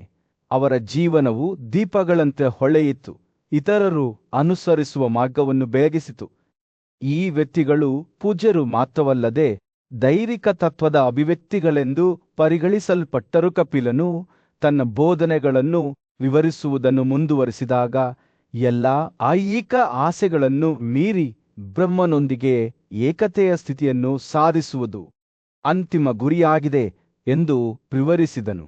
ಆತ ಆಧ್ಯಾತ್ಮಿಕ ಬೆಳವಣಿಗೆಯ ಪ್ರಕ್ರಿಯೆಯನ್ನು ಕ್ರಮೇಣ ಶುದ್ಧೀಕರಣವೆಂದು ವಿವರಿಸಿದನು, ಅಲ್ಲಿ ವ್ಯಕ್ತಿಯ ಕ್ರಿಯೆಗಳು ಮತ್ತು ಆಲೋಚನೆಗಳು ಅಂತಿಮವಾಗಿ ಅನಂತ ವಿಸ್ತಾರದಲ್ಲಿ ವಿಲೀನಗೊಳ್ಳುವವರೆಗೆ ಹೆಚ್ಚು ಪರಿಷ್ಕರಿಸಲ್ಪಡುತ್ತವೆ. ನಂತರ ಋಷಿ 4 ಜೀವನ ವಿಧಾನಗಳ ಬಗ್ಗೆ ಮಾತನಾಡಿದರು. ದೇಶೀಯ, ಅರಣ್ಯ ಸನ್ಯಾಸ ಮತ್ತು ಬ್ರಹ್ಮಚರ್ಯ. ಈ ಪ್ರತಿಯೊಂದು ಮಾರ್ಗಗಳು ಸಮರ್ಪಣೆ ಮತ್ತು ಪ್ರಾಮಾಣಿಕತೆಯಿಂದ ಅನುಸರಿಸಿದಾಗ ಬ್ರಹ್ಮನೊಂದಿಗೆ ಏಕತೆಯ ಸ್ಥಿತಿಗೆ ಕಾರಣವಾಗಬಹುದು. ಈ ಸ್ಥಿತಿಯನ್ನು ತಲುಪಿದವು ಇನ್ನು ಮುಂದೆ ಕರ್ಮದ ನಿಯಮಗಳಿಗೆ ಬದ್ಧ ಆಗಿರುವುದಿಲ್ಲ, ಏಕೆಂದರೆ ಅವರ ಕಾರ್ಯಗಳು ದೈವಿಕ ತತ್ವಕ್ಕೆ ಅವರ ಭಕ್ತಿಯಿಂದ ಶುದ್ಧಗೊಂಡಿವೆ ಎಂದು ಕಪಿಲ ಒತ್ತಿ ಹೇಳಿದರು. ಕೊನೆಯಲ್ಲಿ ಕಪಿಲನ ಬೋಧನೆಗಳು ಮಾನವ ಸಾಮರ್ಥ್ಯದ ಬಗ್ಗೆ ಆಳವಾದ ದೃಷ್ಟಿಕೋನವನ್ನು ನೀಡಿತು, ಅಲ್ಲಿ ವ್ಯಕ್ತಿಗಳು ತಮ್ಮ ಮಿತಿಗಳನ್ನು ಮೀರಿ ಅನಂತತೆಯೊಂದಿಗೆ ಒಂದಾಗಬಹುದು. ಅವರು ಕಾಲಾತೀತ ಬುದ್ಧಿವಂತಿಕೆಯನ್ನು ನೀಡಿದರು. ಆಧ್ಯಾತ್ಮಿಕ ಬೆಳವಣಿಗೆ, ಆತ್ಮಸಾಕ್ಷಾತ್ಕಾರ ಮತ್ತು ಅಂತಿಮ ವಿಮೋಚನೆಯ ಪ್ರಯಾಣದಲ್ಲಿ ತಮ್ಮ ಶಿಷ್ಯರಿಗೆ ಮಾರ್ಗದರ್ಶನ ನೀಡಿದರು. ಪ್ರಶಾಂತವಾದ ಕಾಡಿನ ಮಧ್ಯದಲ್ಲಿ ಪಾಂಡವ ಸಹೋದರರಲ್ಲಿ ಹಿರಿಯನಾದ ಯುಧಿಷ್ಠಿರನು ತನ್ನ ಪೂಜ್ಯ ಅಜ್ಜ ಭೀಷ್ಮನ ಪಾದಗಳ ಬಳಿ ಕುಳಿತನು. ಅವನ ಕಣ್ಣುಗಳಲ್ಲಿ ಕುತೂಹಲದಿಂದ ಅಜ್ಜಿವೇದಗಳು, ಧರ್ಮ ಲಾಭ ಮತ್ತು ಸಂತೋಷ ಎಂಬ 3 ಮಹಾನ್ ಅನ್ವೇಷಣೆಗಳ ಬಗ್ಗೆ ಮಾತನಾಡುವುದನ್ನು ನಾನು ಕೇಳಿದ್ದೇನೆ. ಯಾವುದನ್ನು ಶ್ರೇಷ್ಠವೆಂದು ಪರಿಗಣಿಸಲಾಗುತ್ತವೆ? ಹಿಂದಿನ ಕಾಲದ ಒಂದು ಪ್ರಾಚೀನ ಕಥೆಯನ್ನು ಹೇಳಲು ಪ್ರಾರಂಭಿಸಿದಾಗ ಭೀಷ್ಮನ ಕಣ್ಣುಗಳು ಹೊಳೆಯುತ್ತಿದ್ದವು. ಅವನು ದೇವರಿಗೆ ಹತ್ತಿರದಲ್ಲಿ ವಾಸಿಸುತ್ತಿದ್ದ ಕುಂಡಧಾರ ಎಂಬ ಪ್ರಬಲ ಮೋಡದ ಬಗ್ಗೆ ಮಾತನಾಡುತ್ತಿದ್ದನು. ಬಡ ಆದರೆ ಸದ್ಗುಣದ ಬಯಕೆಯಿಂದ ಪ್ರೇರೇಪಿಸಲ್ಪಟ್ಟ ಬ್ರಾಹ್ಮಣನು ಕುಂಡಧಾರನ ಅನುಗ್ರಹವನ್ನು ಬಯಸಿದ್ದನು. ಬ್ರಾಹ್ಮಣನು ಪೂಜೆ ಮತ್ತು ತಪಸ್ಸಿನ ಮೂಲಕ ಸಂಪತ್ತನ್ನು ಗಳಿಸಲು ಪ್ರಯತ್ನಿಸಿದ್ದನು, ಆದರೆ ಅಂತಿಮವಾಗಿ ವಿಫಲನಾದನು. ಅವನು ತನ್ನ ಮುಂದಿನ ಕ್ರಮದ ಬಗ್ಗೆ ಯೋಚಿಸುತ್ತಿದ್ದಂತೆ ಬ್ರಾಹ್ಮಣನು ತನ್ನ ಮುಂದೆ ನಿಂತಿರುವ ಕುಂಡಧಾರನನ್ನು ನೋಡಿದನು. ಭಕ್ತಿಯಿಂದ ತುಂಬಿದ ಅವನ ಹೃದಯವು ಇದು ಖಂಡಿತವಾಗಿಯೂ ನನಗೆ ಸಮೃದ್ಧಿಯನ್ನು ನೀಡುತ್ತದೆ ಎಂದು ಕೂಗಿತು. ಬ್ರಾಹ್ಮಣನು ಅತ್ಯುತ್ತಮ ಧೂಪಗಳು, ಸುಗಂಧ ದ್ರವ್ಯಗಳು ಮತ್ತು ಹೂವುಗಳ ಹೂಮಾಲೆಗಳನ್ನು ಬಳಸಿ ಕುಂಡದಾರವನ್ನು ಬಹಳ ಗೌರವದಿಂದ ಪೂಜಿಸಿದನು. ಕುಂದದರನು ಬ್ರಾಹ್ಮಣನ ಭಕ್ತಿಯಿಂದ ಸಂತೋಷಗೊಂಡನು ಮತ್ತು ಬುದ್ಧಿವಂತಿಕೆಯ ಮಾತುಗಳನ್ನು ಹೇಳಿದನು. ಅವನು ಬ್ರಾಹ್ಮಣನಿಗೆ, ಕೃತಜ್ಞತೆಯು ಪ್ರಾಯಶ್ಚಿತ್ತವಿಲ್ಲದ ಪಾಪವಾಗಿದೆ ಎಂದು ಹೇಳಿದನು. ಆದರೆ ನಿರೀಕ್ಷೆಯು ಅಕ್ರಮವನ್ನು ಹುಟ್ಟುಹಾಕುತ್ತದೆ, ಅಸೂಯೆಯಿಂದ ಕೋಪವು ಹುಟ್ಟುತ್ತದೆ ಮತ್ತು ವಂಚನೆಯಿಂದ ಕಾಮ ಹುಟ್ಟುತ್ತದೆ. ನಂತರ ಮೋಡವು ಕಣ್ಮರೆಯಾಯಿತು. ಬ್ರಾಹ್ಮಣನು ತನ್ನ ಮಾತುಗಳನ್ನು ಯೋಚಿಸಲು ಬಿಟ್ಟುಬಿಟ್ಟಿತು. ರಾತ್ರಿ ಬೀಳುತ್ತಿದ್ದಂತೆ ಬ್ರಾಹ್ಮಣನು ಕುಂಡದರನ ಶಕ್ತಿಯಿಂದ ತುಂಬಿದ ಕುಶ ಹುಲ್ಲಿನ ಹಾಸಿಗೆಯ ಮೇಲೆ ಮಲಗಿದ್ದನು. ಅವನು ಒಂದು ಕನಸಿನ ದರ್ಶನವನ್ನು ನೋಡಿದನು. ಅಲ್ಲಿ ಅವನು ಉದಾತ್ತ ಆತ್ಮದ ದೇವತೆಯಾದ ಮಣಿಭದ್ರನನ್ನು ನೋಡಿದನು. ಒಳ್ಳೆಯ ಕಾರ್ಯಗಳಿಂದ ಅವುಗಳನ್ನು ಗಳಿಸಿದವರಿಗೆ ವರಗಳನ್ನು ನೀಡುತ್ತಿದ್ದನು. ದೇವರುಗಳು ಮನುಷ್ಯರಿಗೆ ರಾಜ್ಯಗಳನ್ನು ಮತ್ತು ಸಂಪತ್ತನ್ನು ನೀಡಿದರು, ಆದರೆ ಅವರು ಸದ್ಗುಣದಿಂದ ಬಿದ್ದಾಗ ಅವುಗಳನ್ನು ತೆಗೆದುಕೊಂಡು ಹೋದರು. ಇನ್ನೂ ಮೋಡದ ರೂಪದಲ್ಲಿದ್ದ ಕುಂದದರನು ಮಣಿಭದ್ರನ ಬಳಿಗೆ ಬಂದು ತನ್ನ ಭಕ್ತಿಯುಳ್ಳ ಆರಾಧಕನಿಗೆ ವರವನ್ನು ಕೋರಿದನು. ಅವನು ಸಂಪತ್ತು ಅಥವಾ ಭೌತಿಕ ಆಸ್ತಿಯನ್ನು ಕೇಳಲಿಲ್ಲ, ಬದಲಿಗೆ ಬ್ರಾಹ್ಮಣನು ಸದ್ಗುಣಶೀಲನಾಗಿರಬೇಕೆಂದು ಕೋರಿದನು.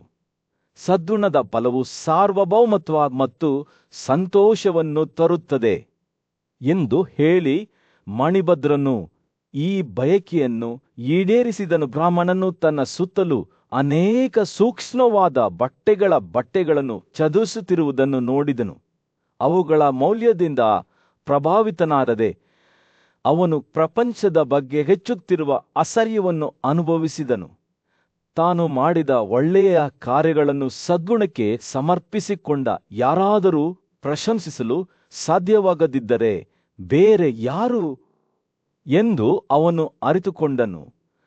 ಬ್ರಾಹ್ಮಣನು ಜಗತ್ತನ್ನು ತ್ಯಜಿಸಲು ಮತ್ತು ಸದಾಚಾರದ ಜೀವನವನ್ನು ನಡೆಸಲು ಅರಣ್ಯವನ್ನು ಪ್ರವೇಶಿಸಲು ನಿರ್ಧರಿಸಿದನು. ಕುಂಡದಾರನ ಆಶೀರ್ವಾದದ ಮಾರ್ಗದರ್ಶನದಲ್ಲಿ ಬ್ರಾಹ್ಮಣನು ಹಣ್ಣುಗಳು ಮತ್ತು ಬೇರುಗಳ ಮೇಲೆ ಬದುಕುತ್ತಾ ತನ್ನ ಪ್ರಯಾಣವನ್ನು ಪ್ರಾರಂಭಿಸಿದನು. ಕ್ರಮೇಣ ಅವನು ಈ ಜೀವನಾಧಾರವನ್ನು ತ್ಯಜಿಸಿ ಎಲೆಗಳ ಮೇಲೆ ಬದುಕಲು ಪ್ರಾರಂಭಿಸಿದನು. ನಂತರ ಕೇವಲ ನೀರು ಅವನ ಶಕ್ತಿ ಎಂದಿಗೂ ಅಲುಗಾಡಲಿಲ್ಲ ಮತ್ತು ಅನೇಕ ವರ್ಷಗಳ ನಂತರ ಅವನು ಆಧ್ಯಾತ್ಮಿಕ ದೃಷ್ಟಿಯನ್ನು ಪಡೆದನು.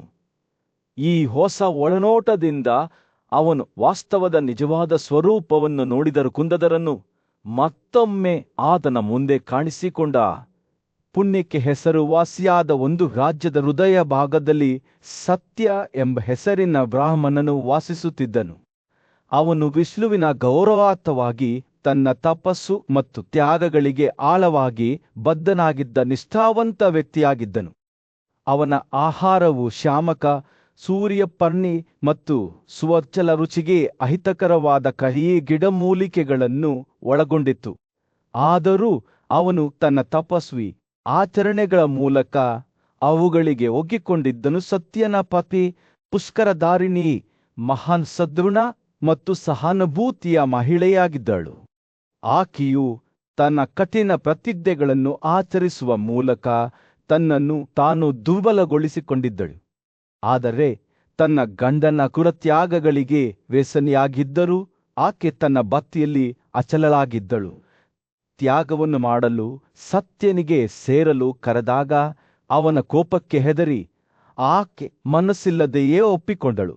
ಅವರು ಆಚರಣೆಗೆ ತಯಾರಿ ನಡೆಸುತ್ತಿದ್ದಾಗ ಅವರ ನೆರೆಹೊರೆಯವರಾದ ಸುಕ್ರ ವಂಶದ ಪರ್ನಾಳ ಜಿಂಕೆಯ ರೂಪದಲ್ಲಿ ಅವರ ಮುಂದೆ ಕಾಣಿಸಿಕೊಂಡರು.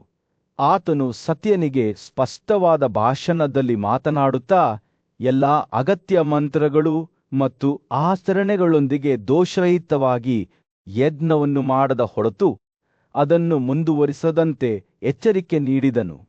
ಜಿಂಕೆಯು ಸತ್ಯನನ್ನು ಕೊಲ್ಲಲು ಮತ್ತು ಅವರ ಯಜ್ಞದ ಬೆಂಕಿಯ ಮೇಲೆ ನೈವೇದ್ಯವಾಗಿ ಬಳಸಲು ಅವನನ್ನು ತುಂಡುಗಳಾಗಿ ಕತ್ತರಿಸುವಂತೆ ಬೇಡಿಕೊಂಡಿತು. ಆದಾಗ್ಯೂ ಸೌರಫಲಕದ ಅಧಿದೇವತೆಯಾದ ಸಾವಿತ್ರಿ ತನ್ನ ಮೂರ್ತ ರೂಪದಲ್ಲಿ ಕಾಣಿಸಿಕೊಂಡಾಗ ಸತ್ಯನು ತನ್ನ ಬಯಕೆಯನ್ನು ಪೂರೈಸಬೇಕೆಂದು ಒತ್ತಾಯಿಸಿದಳು.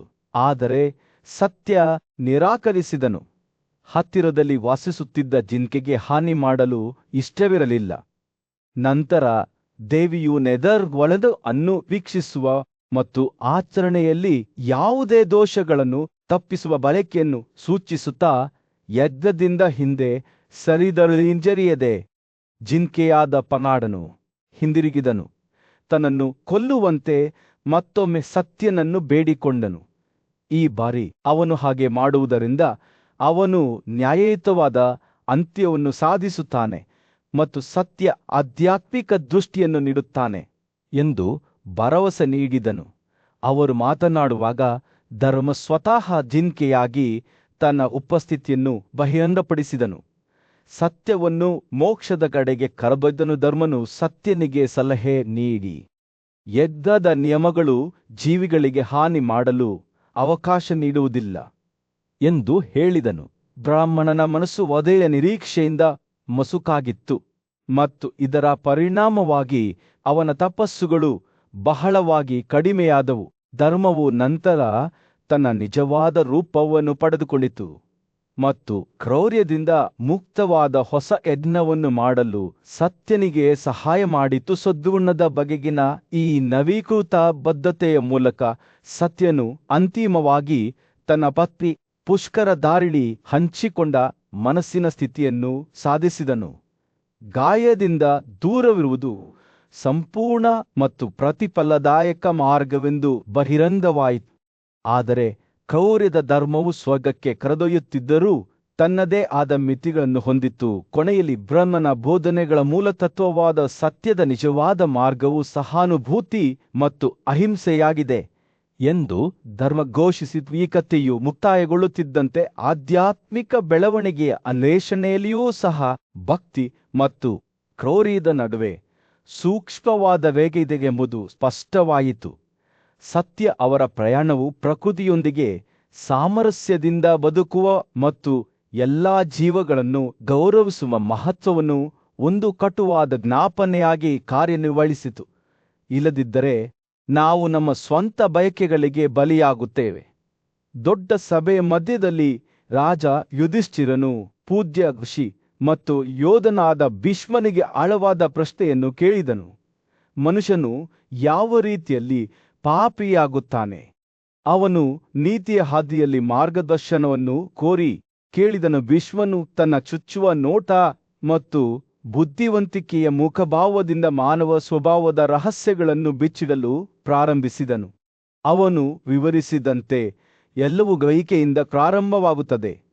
ಒಬ್ಬನು 5 ಇಂದ್ರಿಯಗಳ ವಸ್ತುಗಳಾದ ರೂಪ, ರುಚಿ, ಪರಿಮಳ, ಧ್ವನಿ ಮತ್ತು ಸ್ಪರ್ಶವನ್ನು ಎದುರಿಸಿದಾಗ ಬಯಕೆಯು ಒಳಗೆ ಚಲಿಸುತ್ತದೆ ಮತ್ತು ನಮಗೆ ಇಷ್ಟವಾದದ್ದನ್ನು ಪಡೆಯಲು ಮತ್ತು ಅಸಮಾಧಾನವನ್ನುಂಟುಮಾಡುವುದನ್ನು ತಪ್ಪಿಸಲು ನಾವು ಪ್ರಯತ್ನಿಸುವಾಗ ಆಸಕ್ತಿ ಹುಟ್ಟುತ್ತದೆ. ನಮ್ಮ ಆಸೆಗಳು ಹೆಚ್ಚಾದಂತೆ ನಮ್ಮ ಆಸಕ್ತಿಗಳು ಮತ್ತು ದ್ವೇಷಗಳು ಕೂಡ ಹೆಚ್ಚಾಗುತ್ತವೆ. ದುರಾಸೆ, ದೋಷ ಮತ್ತು ಕಪಟದಿಂದ ಮನಸ್ಸು ಮೊಸುಕಾಗುತ್ತದೆ. ನಾವು ಸದ್ಗುಣದಿಂದ ವರ್ತಿಸುತ್ತೇವೆ, ಆದರೆ ವಾಸ್ತವದಲ್ಲಿ ನಾವು ಸಂಪತ್ತು ಮತ್ತು ಆಸ್ತಿಯನ್ನು ಸಂಗ್ರಹಿಸಲು ಮಾತ್ರ ಪ್ರಯತ್ನಿಸುತ್ತೇವೆ.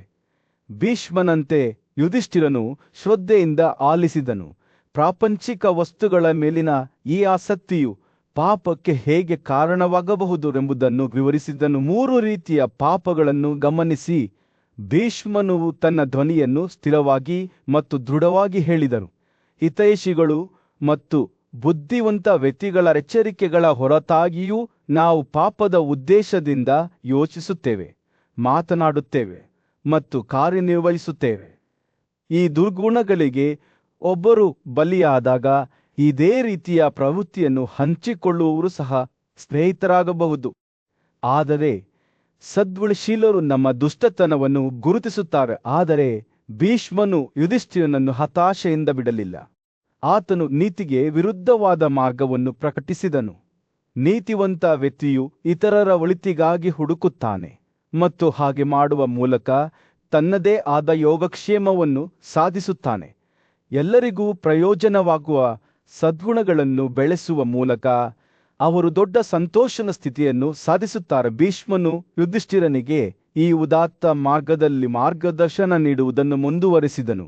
ಯಾರು ಬುದ್ಧಿವಂತರಾಗಿರುತ್ತಾರೋ, ನಿಜವಾದ ಸಂತೋಷ ಮತ್ತು ದುಃಖವನ್ನು ವಿವೇಚಿಸುವಲ್ಲಿ ನುರಿತರಾಗಿರುತ್ತಾರೋ ಮತ್ತು ಒಳ್ಳೆಯದರ ಬಗ್ಗೆ ಗೌರವವನ್ನು ಹೊಂದಿರುತ್ತಾರೋ, ಅವರು ಸದ್ಗುಣದ ಹಾದಿಯಲ್ಲಿ ಪ್ರಗತಿ ಹೊಂದುತ್ತಾರೆ. ಒಬ್ಬರು ಸದ್ಗುಣಶೀಲ ಅಭ್ಯಾಸಗಳನ್ನು ಬೆಳೆಸಿಕೊಂಡಾಗ ಮತ್ತು ಸಮಾನ ಮನಸ್ಕ ವ್ಯಕ್ತಿಗಳೊಂದಿಗೆ ತಮ್ಮನ್ನು ಸುತ್ತುವರಿದಾಗ ಅವರ ಮನಸ್ಸು ನೀತಿಯಿಂದ ಆಕರ್ಷಿತವಾಗುತ್ತದೆ. ಯುಧಿಷ್ಠಿರನು ಶ್ರದ್ಧೆಯಿಂದ ಆಲಿಸಿದನು. ಭೀಷ್ಮನು ವಿವರಿಸಿದಂತೆ ನೀತಿವಂತ ವ್ಯಕ್ತಿಯು ನೀತಿಯ ಮೂಲಕ ಗಳಿಸಿದಾಗ ಮಾತ್ರ ಸಂಪತ್ತನ್ನು ಬಯಸುತ್ತಾನೆ. ಅವರು ತಾವು ಮಾಡುವ ಎಲ್ಲದರಲ್ಲೂ ಅರ್ಹತೆಯನ್ನು ಬೆಳೆಸಿಕೊಳ್ಳುತ್ತಾರೆ. ನಿಜವಾದ ಸಂತೋಷವನ್ನು ತರುವ ಸದ್ಗುಣಗಳ ಬೇರುಗಳಿಗೆ ನೀರುಣಿಸುತ್ತಾರೆ. ಈ ರೀತಿಯಲ್ಲಿ ಒಬ್ಬರು ಉತ್ತಮ ಸ್ನೇಹಿತರು, ಸಂಪತ್ತು ಮತ್ತು ಮಕ್ಕಳನ್ನು ಪಡೆಯುತ್ತಾರೆ. ಈ ಜೀವನದಲ್ಲಿ ಮತ್ತು ಮುಂದಿನ ಜೀವನದಲ್ಲಿ ಸಂತೋಷವನ್ನು ಅನುಭವಿಸುತ್ತಾರೆ. ಭೀಷ್ಮನ ಮಾತುಗಳು ಯುಧಿಷ್ಠಿರನನ್ನು ಆಳವಾದ ತಿಳುವಳಿಕೆಗೆ ಕೊಂಡೊಯ್ದವು. ಆತನು ಸದ್ಗುಣದ ಮಹತ್ವವನ್ನು ನೀತಿಯ ಫಲವಾಗಿ ಗ್ರಹಿಸಿದನು. ಶಾಶ್ವತವಾದ ನೆರವೇರಿಕೆಯನ್ನು ತರುವ ಪ್ರಾಪಂಚಿಕ ಆಸೆಗಳ ಮೇಲೆ ಪ್ರಭುತ್ವ. ಆದರೂ ಈ ಸಾಕ್ಷಾತ್ಕಾರದೊಂದಿಗೂ ಒಬ್ಬರು ತಮ್ಮ ಸಾಧನೆಗಳಲ್ಲಿ ಸಂತೃಪ್ತರಾಗಬಾರದು ಎಂದು ಭೀಷ್ಮ ಎಚ್ಚರಿಸಿದರು.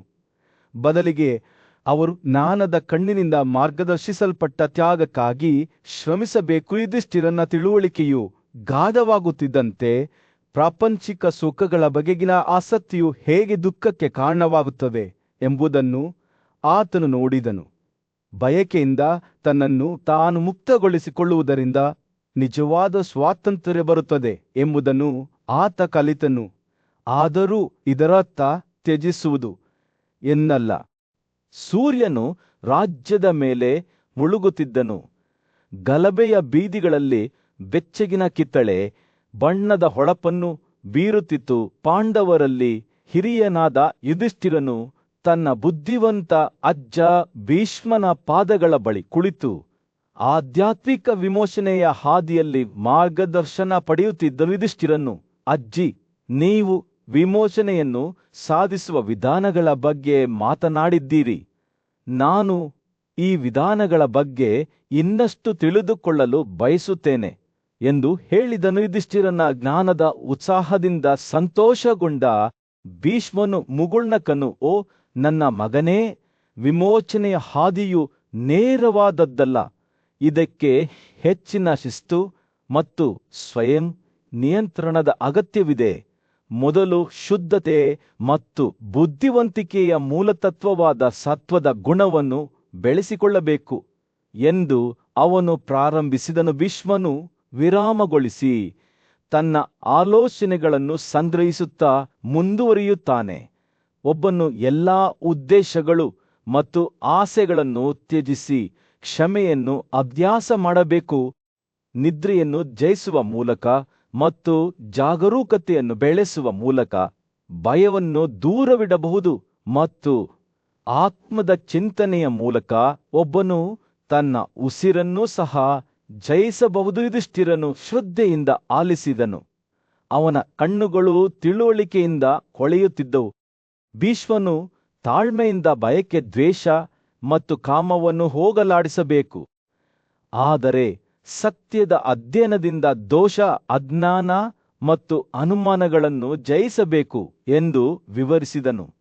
ಅಸಂಬದ್ಧತೆಯನ್ನು ತಪ್ಪಿಸಲು ಮತ್ತು ಆಸಕ್ತಿಯಿಲ್ಲದ ವಿಷಯಗಳ ಬಗ್ಗೆ ವಿಚಾರಣೆ ನಡೆಸಲು ಜ್ಞಾನದ ಅನ್ವೇಷಣೆ ಅತ್ಯಗತ್ಯ. ಸೂರ್ಯನು ದಿಗಂತದ ಕೆಳಗೆ ಮುಳುಗಿದಾಗ ಭೀಷ್ಮನ ಮಾತುಗಳು ಯುಧಿಷ್ಠಿರನ ಮನಸ್ಸಿನಲ್ಲಿ ಒಂದು ಎದ್ದು ಕಾಣುವ ಚಿತ್ರಣವನ್ನು ಚಿತ್ರಿಸಿದವು. ಆತನು ಪರೋಪಕಾರವನ್ನು ಅಭ್ಯಾಸ ಮಾಡುವುದನ್ನು, ಅಕ್ರಮವನ್ನು ಜಯಿಸುವುದನ್ನು ಮತ್ತು ಎಲ್ಲಾ ಜೀವಿಗಳ ಬಗ್ಗೆ ಸಹಾನುಭೂತಿಯಿಂದ ಸದ್ಗುಣವನ್ನು ಗಳಿಸುವುದನ್ನು ಕಂಡನು. ಯುವ ರಾಜಕುಮಾರನು ತನ್ನೊಳಗೆ ಈ ಗುಣಗಳನ್ನು ಬೆಳೆಸಿಕೊಳ್ಳಲು ಪ್ರಯತ್ನಿಸಬೇಕು ಎಂದು ತಿಳಿದುಕೊಂಡು ತನ್ನ ಉದಯವು ಉದ್ದೇಶದ ಪ್ರಜ್ಞೆಯಿಂದ ಉಬ್ಬಿಕೊಳ್ಳುತ್ತದೆ ಎಂದು ಭಾವಿಸಿದನು. ಭೀಷ್ಮನ ಮಾತುಗಳು ನದಿಯಂತೆ ಹರಿಯುತ್ತಲೇ ಇದ್ದವು. ಆಧ್ಯಾತ್ಮಿಕ ಬೆಳವಣಿಗೆಯ ಸಂಕೀರ್ಣತೆಗಳ ಮೂಲಕ ಯುಧಿಷ್ಠಿರನಿಗೆ ಮಾರ್ಗದರ್ಶನ ನೀಡುತ್ತಿದ್ದವು. ಬುದ್ಧಿವಂತ ವ್ಯಕ್ತಿಯು ವಾತ್ಸಲ್ಯವನ್ನು ತ್ಯಜಿಸಬೇಕು ಎಂದು ಭೀಷ್ಮ ಹೇಳಿದರು. ಈ ಜಗತ್ತಿನಲ್ಲಿ ಎಲ್ಲವೂ ಕ್ಷಣಿಕವಾಗಿದೆ ಎಂಬುದನ್ನು ನೆನಪಿನಲ್ಲಿಟ್ಟುಕೊಂಡು ಅವನು ಯೋಗವನ್ನು ಅಭ್ಯಾಸ ಮಾಡುವ ಮೂಲಕ ಹಸಿವನ್ನು ನಿಗ್ರಹಿಸಬೇಕು ಮತ್ತು ತೃಪ್ತಿಯನ್ನು ಬೆಳೆಸುವ ಮೂಲಕ ಸ್ವಯಂ ಪ್ರಾಮುಖ್ಯತೆಯ ಎಲ್ಲಾ ಆಲೋಚನೆಗಳನ್ನು ದೂರವಿಡಬೇಕು. ರಾತ್ರಿಯ ಆಕಾಶದಲ್ಲಿ ನಕ್ಷತ್ರಗಳು ಮಿನುವಲು ಪ್ರಾರಂಭಿಸಿದಾಗ ಯುಧಿಷ್ಠಿರನು ತನ್ನೊಳಗೆ ಶಾಂತಿಯ ಭಾವವನ್ನು ಅನುಭವಿಸಿದನು. ತನಗೆ ಇನ್ನೂ ಬಹಳಷ್ಟು ಕೆಲಸಗಳಿವೆ ಎಂದು ಆತನಿಗೆ ತಿಳಿದಿತ್ತು. ಆದರೆ ಭೀಷ್ಮನ ಮಾರ್ಗದರ್ಶನದಿಂದ ತಾನು ವಿಮೋಚನೆಯ ಹಾದಿಯಲ್ಲಿನ ಯಾವುದೇ ಅಡಚಣೆಯನ್ನು ಜಯಿಸಬಲ್ಲೆ ಎಂಬ ವಿಶ್ವಾಸವಿತ್ತು. ಆಗಲೇ ಸೃಷ್ಟಿಯ ಸ್ವರೂಪದ ಬಗ್ಗೆ ಆಳವಾದ ಚರ್ಚೆಯಲ್ಲಿ ತೊಡಗಿಕೊಂಡಿದ್ದ ಇಬ್ಬರು ಬುದ್ಧಿವಂತ ಋಷಿಗಳಾದ ನಾರದ ಮತ್ತು ಅಸಿತಾತ ದೇವಲರ ಕಥೆಯನ್ನು ಭೀಷ್ಮನು ಹೇಳಿದನು. ಬ್ರಹ್ಮಾಂಡದ ರಹಸ್ಯಗಳನ್ನು ಅರ್ಥಮಾಡಿಕೊಳ್ಳಲು ಪ್ರಯತ್ನಿಸುತ್ತಿದ್ದ ಎಲ್ಲಾ ಜೀವಿಗಳ ಮೂಲ ಮತ್ತು ವಿನಾಶದ ಬಗ್ಗೆ ನಾರದನು ದೇವಲನನ್ನು ಕೇಳಿದನು. ಅಸಿತಾತ ದೇವಲ ಮುಗುಣ್ಣಕ್ಕರು ಅವರ ಕಣ್ಣುಗಳು ಬುದ್ಧಿವಂತಿಕೆಯಿಂದ ಮಿನುಗುತ್ತಿದ್ದವು. ಪರಮಾತ್ಮನು 5 ಮಹಾನ್ ಸತ್ವಗಳಿಂದ ಎಲ್ಲಾ ಜೀವಿಗಳನ್ನು ಸೃಷ್ಟಿಸುತ್ತಾನೆ ಎಂದು ಅವರು ವಿವರಿಸಿದರು. ಇವು ನೀರು, ಬಾಹ್ಯಾಕಾಶ, ಭೂಮಿ, ಗಾಳಿ.